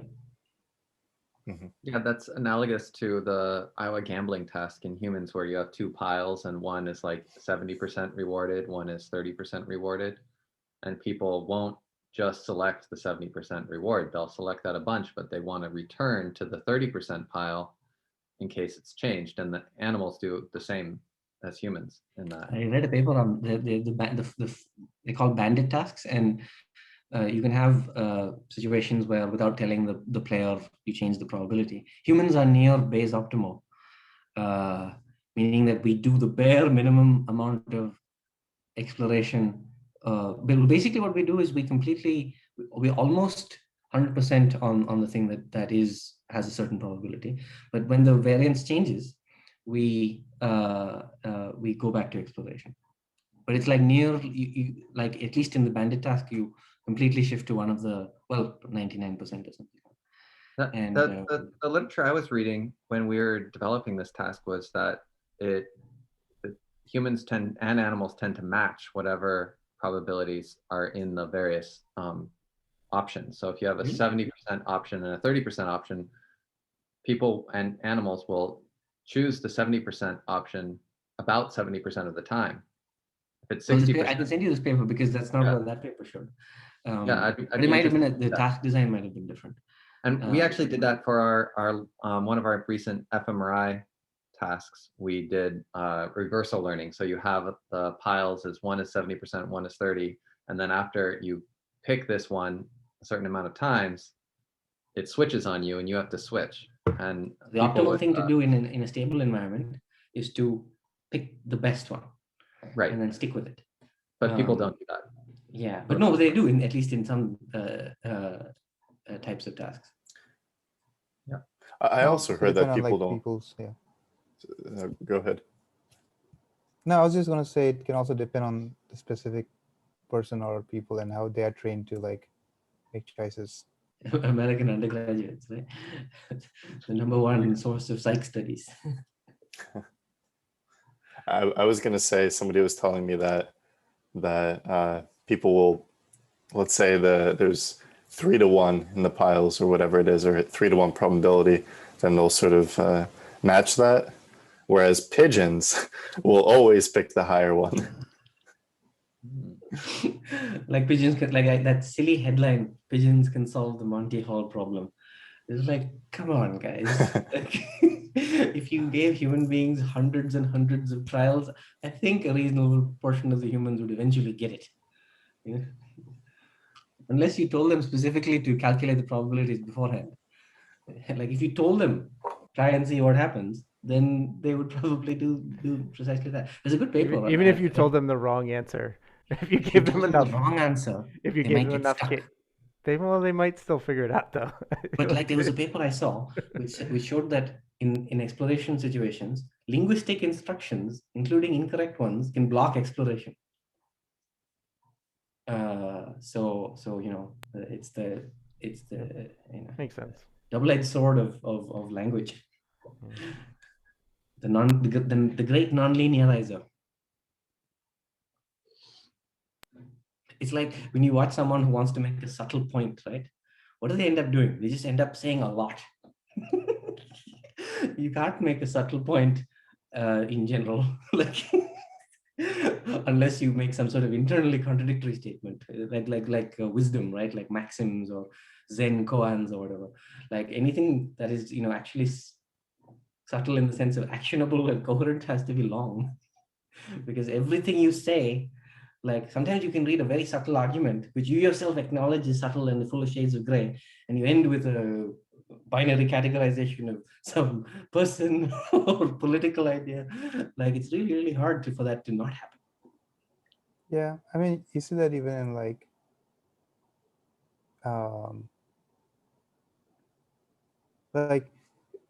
it takes a lot more data to describe the smallest regions than the largest regions, right? In any space. Ooh, I usually. like that. I like that. That makes sense. Yeah. Precision. Yeah. Or in like machine learning or anything or it's tied to constraint. Yeah. You need more constraints to exactly. pick out that simple subtlety. constraints just constrain a whole lot of space. Right? It's like yeah, that's true. Constraint. Yeah, I really like this constraint idea, and I think big cortico-thalamic loop kind of models, like thinking about the top-down effects in terms of constraints is a nice orthogonal metaphor to all this expectation and priors business, like because it's sort of neutral psychologically. It doesn't really give you any, you're not anthropomorphizing anything when you say constraint. So I like that a lot, actually. Like in the emergence discussion, we had a really good series of things related to this whole resonance idea. In fact, Himanshu was in Boston once, and we had this long conversation about resonance that I felt inspired by the Beacon book, which I thought was really productive. This idea that a loose string is, in some technical sense, has more degrees of freedom than one that's actually been stretched on a harp or a guitar or whatever. But we like the probability of playing music on the loose string, even though you're unconstrained in state spaces, is zero, right? But so what's happening? You're constraining the possibility space, but also focusing it on an interesting part of possibility space. And what's also really interesting is it gives you sort of level zero way of thinking about unity of a disparate thing.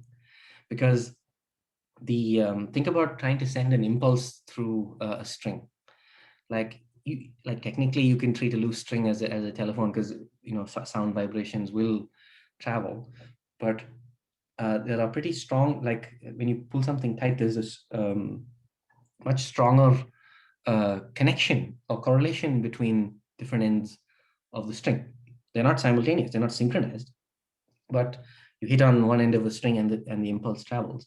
And then you can get, and this is where Deakin's way of thinking really kind of kicks in, because I realized that even though I'm the physics student and he is a biologist, he had a better way of talking about this than the physicists who would whip out a Fourier transform. And I think and he say, well, studied physics. What? Just saying. I think he studied physics in He undergrad. did. Interesting. I think so. He Yeah. thought about it much more carefully than a lot of undergrad teachers of simple harmonic motion, because when you're taught this, right, in undergrad or in your master's, you write up, like just like we did, you write on a differential equation and you're like, well, here's the solution, an infinite sum of sinusoids, and you're like, well, okay, good to know, but then you think, well, what actually is happening moment to moment or in small units of time when I actually hit the strings asymmetrically or pluck it, right? And I actually had to hunt quite a bit to find, decent videos of this and a good explanation. But Deacon's explanation was pretty solid, which is that the constraints nearby are not clamps. So each part of the string is able to transmit a little bit of energy to the other. Then the fact that where the string is attached is a rigid constraint means that you get reflection, meaning that the energy goes back.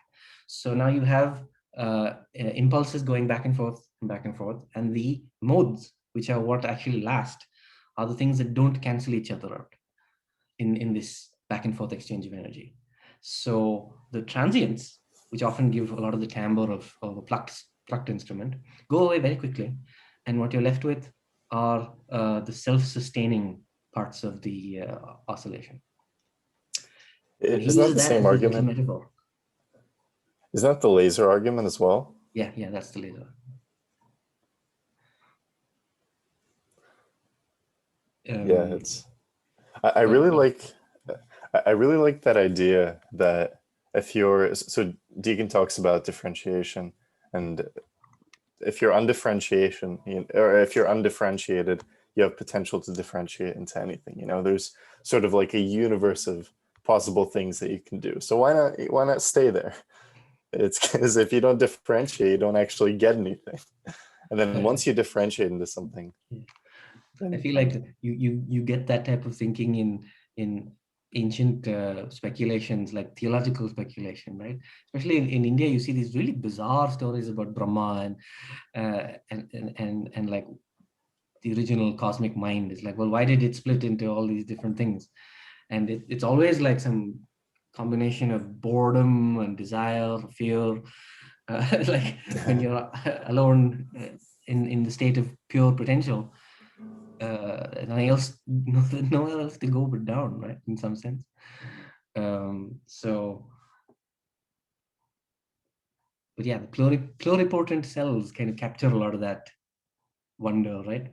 This thing has, and like this idea of potential as something that you can actually attribute means that you keep cell differentiation, I think, is so important. You keep sort of defaulting to that for your I guess instantiation of differentiation. I really like the idea of differentiation of as the way that we come up with any idea or words and all these things. I just don't see that many people talk about thinking in that sort of way, and Deacon sort of gets there, but I feel like there's these ideas can be unpacked in that domain and modeled in that domain. I was exhausted by the time I got to the end of the book, so I was, yeah, who talks about thinking in the science world at all, like with any kind of detail? Like I'm it's not William something James. I've looked at. William James. Okay, yeah, but now. No, there are people. There was a few people who won some, I think maybe the Rimmelhart Prize recently, and they were trying to study creativity and in particular sort of insight. the idea of insight, which you're sort of like looking at a problem and so there's some kind of clever solution or something. It doesn't immediately come to you, but then all of a sudden you see something in a different way and it sort of clicks. And like the rope and the chair, like there's all these things where you have to do something slightly unusual to solve a problem. yeah. That stuff. I should dig up that book, Connectionist Language Model. I think that is sort of relevant. I was actually gonna. I've been thinking about this. It's more influenced by some Indian philosophy I was reading than anything in science. And I was asking people who have taken linguistics courses if there was some psycholinguistics to help. But ask Abby. So this is what I've been thinking. Abby is a big expert in linguistics. Nice. So the thing that I was thinking about was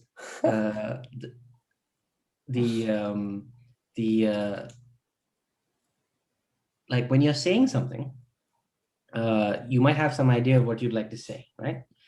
But that in itself is not a sentence. Like there's no, very often there's no staging zone where you finish a sentence in your head and then imit it, right?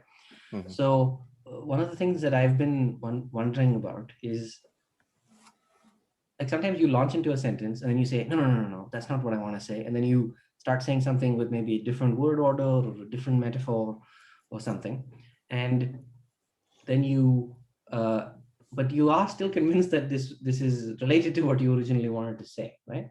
So there's something which is not very accessible to introspection, which has an invariance to it with respect to the specific sentences that you use. Language of thought. Yeah, exactly. So I've been reading more about that now because he's the only person who has talked about it that I'm aware of. If you can send me more stuff about this from other people, I'm definitely trying to get to read more about it, because partly it was inspired by just playing around with sentence trees. Me and Jesse used to talk a lot about like sentence trees and things like that. And I thought, well, the way that the linguistics world talks about this stuff is these generative trees, and it's just, I cannot fully wrap my head around the motivation behind some of that stuff, but because I'm always interested in the meaning part that's behind the sentence tree, right? Which is that, like, what is invariant when I shift from passive voice to active voice? If I say the boy ate the apple and the apple was eaten by the boy, all of us know that something is the same in these two. But beyond that, I cannot articulate anything much about what the structure of that something is. Based on introspection, I have nothing. So, and there's many higher order versions of this. Like let's say you're trying to explain something to someone and you're like failing, okay? And then you're like, no, wait. And then just on the fly, you cook up a new metaphor that you've never ever thought about before, and you nail it, right?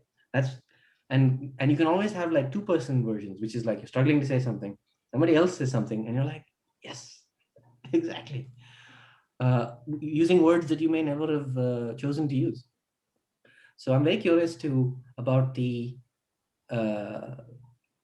invariant structure of that. So the logical, like a logical expression version accomplishes some of that. Yeah. It doesn't necessarily accomplish all of that, and it's not clear that that's what you do. You come up with a logical expression and then you choose between different sentences that accomplish that logical expression. But it's certainly, at least for like something like passive versus active, you can do some kind of analysis that makes that invariance of like they both have the same logical expression that they're communicating with different structure. So here's my challenge to Charlie and whoever else likes to think about these things is try to imagine the relationship between a verb, its noun, and its like indirect object or whatever, in terms of dynamical systems. Like my imagination comes up with nothing. So, I have a counter challenge for you. Oh, good. Okay. Try to imagine these things in terms of semiotic theory, in terms of Peirce's icon pointing. I would like to dive into that more. I really, in particular, I like that intermediate structure. What is it called? So indexicality. Index pointing. Yes, there's the index, and then there's something, and then there's the symbol, right? Oh, the index was the intermediate one. There was an icon and then Icon, an yes, index. icon is in the middle because it has some structure to it. Like So icon has the most structure. in the sense that I thought icon is the first one, and then index, and then because icon is the most closely related to the object. Right. Okay. Yeah. And an index is just a pointer?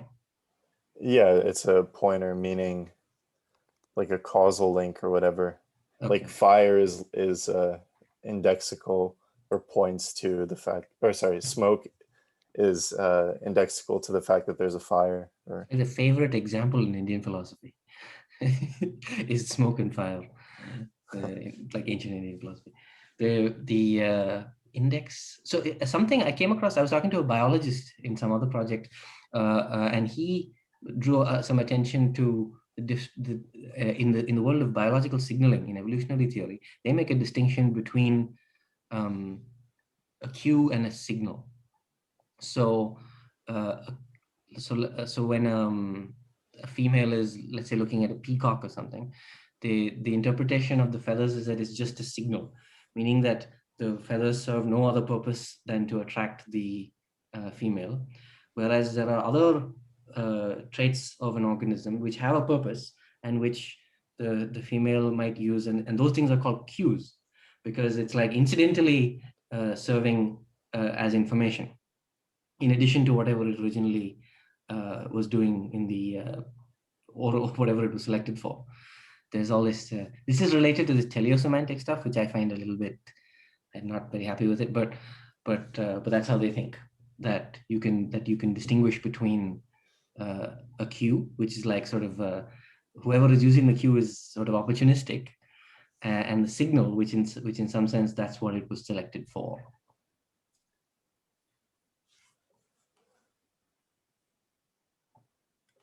okay, feels a bit. I mean, I see the distinction, but it's an odd one. I'm not a huge fan, but it's standard in that literature. In evolutionary signaling literature. But in a sense, the signal, the one that was developed for the particular purpose, comes up kind of accidentally anyway, and then is co-opted. Mutation. Unless somebody intentionally put it there or something to make this correspondence. So, it's odd, but there were these models where there's like a zero-sum game between beneficial traits and signals. It's strange, but that's how a lot of people model these things. But yeah. But somewhere in the space between those things, there's also metaphors, which is, of course, kind of an invariance in the realm of thought.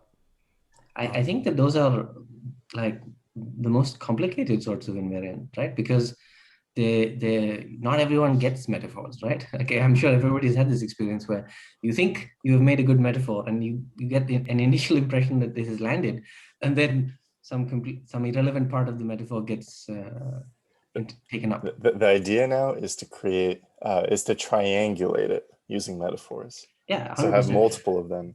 Which is why I always encourage people when they're using a metaphor to use as many as they can, because that's a way of finding the invariant. But then you write a book. Then you write a book like Deacon's. If you use too many.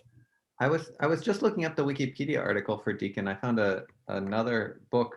Are you guys familiar with Mind and Life by Evan Thompson? I'll send the link. It's on the Wikipedia article. I think just like the foreword was written by Deacon, if I'm not mistaken. I think I did the same Google search that you did. Yeah, it was referenced in the Wikipedia article where Deacon says that he's opposed to a dynamical systems approach. Yeah, that's what I knew. I read it somewhere. I think his issue with it is that there is no aboutness or intentionality. I mean, the way that he thinks about it is just is kind of like a purely reductionistic point of view, where akin to people saying that, you know, all the universe is just a dynamical system, things interact, and then there's nothing else. Like the fact that we see any objects or that there are objects is just illusory. I think he's trying to go against that point. But ultimately, all of his ideas need to, and I think he's pretty clear about this, they need to supervene down to the dynamical instantiation.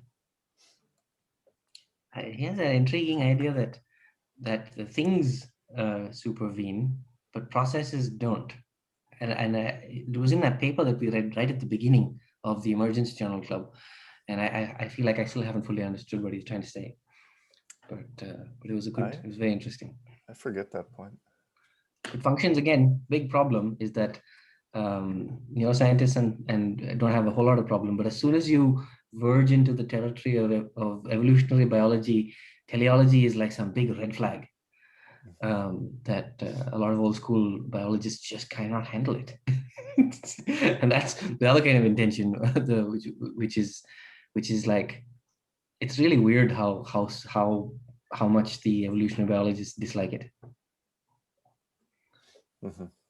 Like they gave Thomas Nagel such a hard time for writing that I think evolution does not explain the origins of goals and teleology, and they're like, oh, he's lost it, and they just dumped on him. And it's like the what's his name, Alex? Was his name Alex? That philosopher from like Duke? Rosenberg. Rosenberg? Rosen something. Maybe. He's really angry about all that. He was very angry. Yeah. But speaking of language and Deacon's books, I've kind of wanted to delve into symbolic species. That's one of his... Nan was reading it. That's his previous book? You said you were reading it? Or? No, Nan was reading it. I Nan have was, such yeah. a stack. And in a few weeks, Grossberg's book is going to land on our heads. So next few months, I can't read anything. But yeah, the Grossberg thing will be really fun because, like, even if people don't read anything, like even if only me and Karthik read, each occasion we'll be able to have exactly this sort of conversation, speculating about the wider meaning of whatever the model was or whatever it was that Steve was deciding to talk about. I'm excited. I really hope he talks about. I'll take a look at that.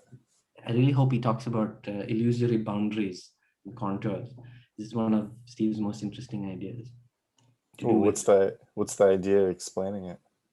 Well, Steve, you've seen neon color spreading experiments or illusory, like Kanitsa's triangle and those circles that.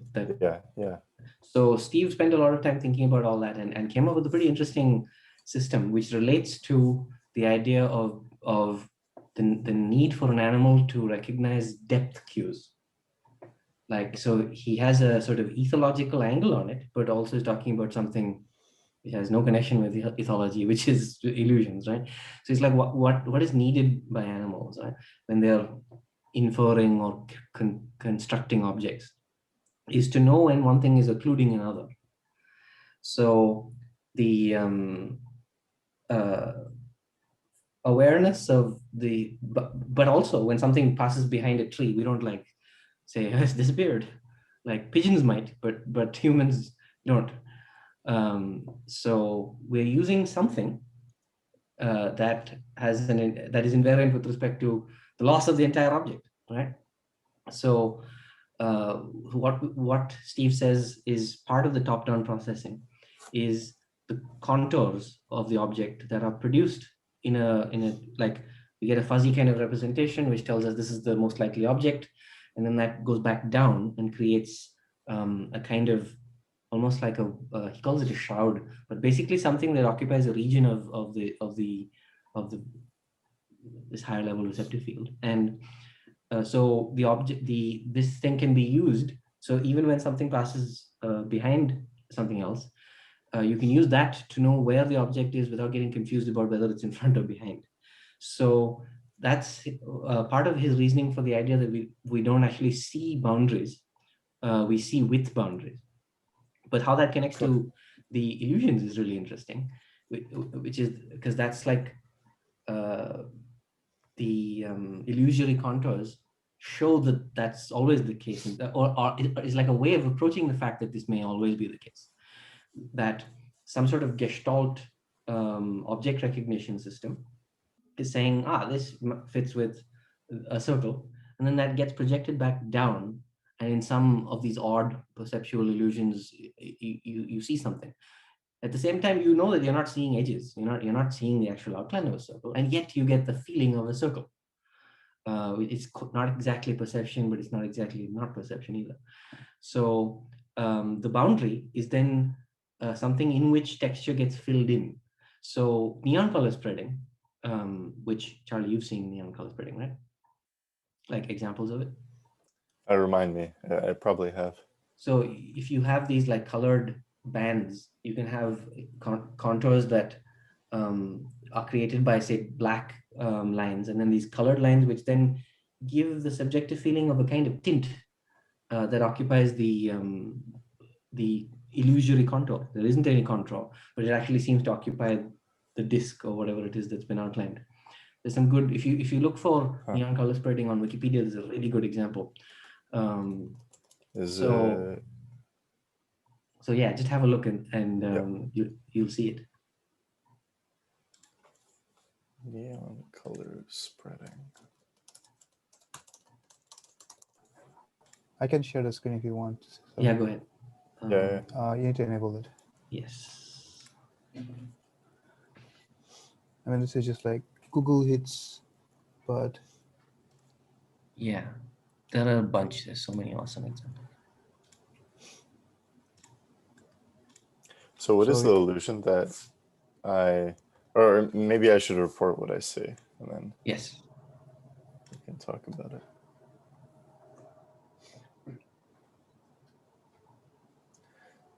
So for this, I see a circle.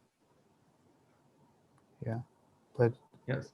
The illusion is the white area looks lighter, right? The white area is colored, even though I know that it's actually white.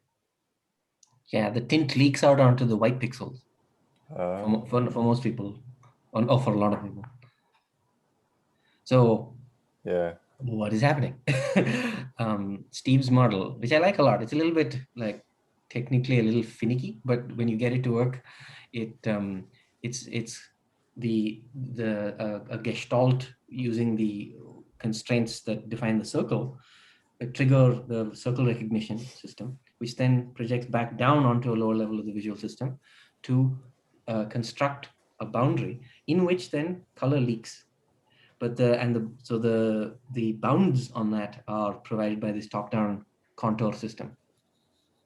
This was Steve Lehar's research when he was actually at BU as well. Oh, really? Yeah, because he worked with Grossberg. Yeah, he disagreed with Steve on something about this 3D thing, and that was a big issue. But what I like about this is that like it links nicely with, like, have you seen that that there's a black and white pattern and you have to identify what's in it? Have you seen that? One sec, let me find it. If I say it, I'll give it away. Yeah, it's funny. You see it once in your life, literally once in your life, exactly, and you're forever changed. And it's stupid. Interesting in terms of lesion studies. People with right hemisphere parietal lesions can't make it out ever. Oh, wow. But don't they have a lot of other problems too? A lot of like global recognition attentional problem. Yeah. Like neglect or whatever. Yeah, it depends. Yeah. I felt so stupid the first time I saw that. I was at a talk. I'm just about to share it. There were just all okay, maybe for anybody who hasn't seen it. Yeah, there's just a bunch of dots there. And I guess the presenter had seen it so many times or whatever that he feels like it's completely automatic. He's like, everybody sees it, right? And I'm like, it took me like 5 minutes to be able to make out what was in there. I don't think I could see it until I was actually shown the Anyway, one sec.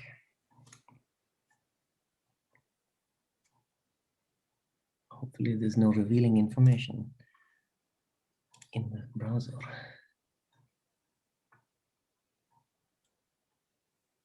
Do you see it? Oh, this one I do. I was the same way. I didn't see it the first I time. didn't see it. I needed to be I haven't seen this shown. picture in a long time. So I will now tell you what is in there, and then you can try again. There's an animal in there. There's a dog in there.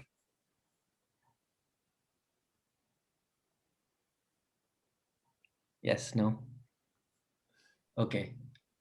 So do you see this outline in red? So now when you go back and look, I like the backwards one. Someone traced a backwards one on those Google. It was really odd.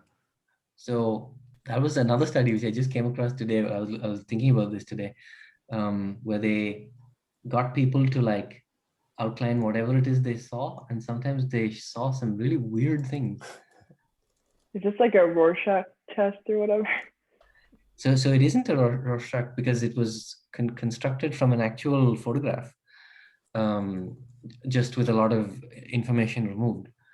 And so some people drew elephants and some sort of bizarre monkey, but what generally happens is that once you've been shown the contour, like the best examples actually draw it with more detail, and then when you look at the image, like ever since I saw it the first time, I cannot not see the Dalmatian now. And that's what's particularly fascinating about it. It's that one or two exposures to it is all you need to permanently alter your seeing of that particular pattern. And there are other examples, but this is my favorite. The color spreading you guys saw already. So what were can you pull up one of the other examples that you know? There's one that I'm looking for, but I have no idea how to Google for it. So I saw one today, but There's the one with the snakes circling around the cylinder. I like that one as well. yeah, it's hard to Google these things, and also hard to Google them without giving away what it is. But yeah, the bistable things are different because some people can voluntarily shift, some people can't. Like there was one of this dancer pirouetting, and I found it really hard to switch from one to the other, whereas other people could just do it very easily. I was so happy with that dress when that went viral, because I was like, this is exactly the sort of thing that should be viral. But what was sad, here exactly this relates to the nature of representation, right? Because people were like, I'm fed up with this dress. Look, I found out what the colors really are. Ha ha ha. I was like, how did you not get what was interesting about that phenomenon? Like, it wasn't that people didn't know what color the dress was. It was that people disagreed about what they saw. The same with the Yanni and Laurel, right? Which is like, people did all kinds of auditory analysis to prove what it actually was. And I was like, okay, but that's not what the illusion is. what's interesting is you can switch what you perceive. Yeah. In fact, I was super fascinated with the sound one because I first got only one of the effects. And I was like, maybe it got to do with the earphones I was using. And I went to my computer speakers and I got the other effect. And then I lost the ability to hear the earlier one. It was like my ears had gotten tired of, there was some habituation effect. And it got really weird. And then for a while, I think for a whole day, I lost one of them. Oh no. And it still was difficult for me to switch between the two. I found it incredibly difficult to switch between Yanni and Laurel. But in our chat group, someone shared it. And when they said that it was the thing, that it could be heard this other way, I thought it was like a prank. I couldn't believe that it could be heard the other way. And Karthik was like, he only heard the other one. So I was like, how can it be? It was wild. But that's exactly the kind of thing where Steve's way of thinking about top-down processing helps. And nowadays, of course, at the same hand wavy level, the active inference people are making the same story. It's just that the active inference people don't add any geometric structure or any, so there's no topology to the units, right? So everything that they're talking about is probabilities. And the way that things line up in space is not of much interest to them so far, at least in what I've seen. So they get the idea of top down and bottom up and stuff like that. But what they don't get is topographic mapping, which is super crucial to these boundary effects like the Dalmatian, because yeah, there's a lot in the actual geometry to learn. What did you send, Charlie? I just sent one of the other auditory illusions. It's bistable.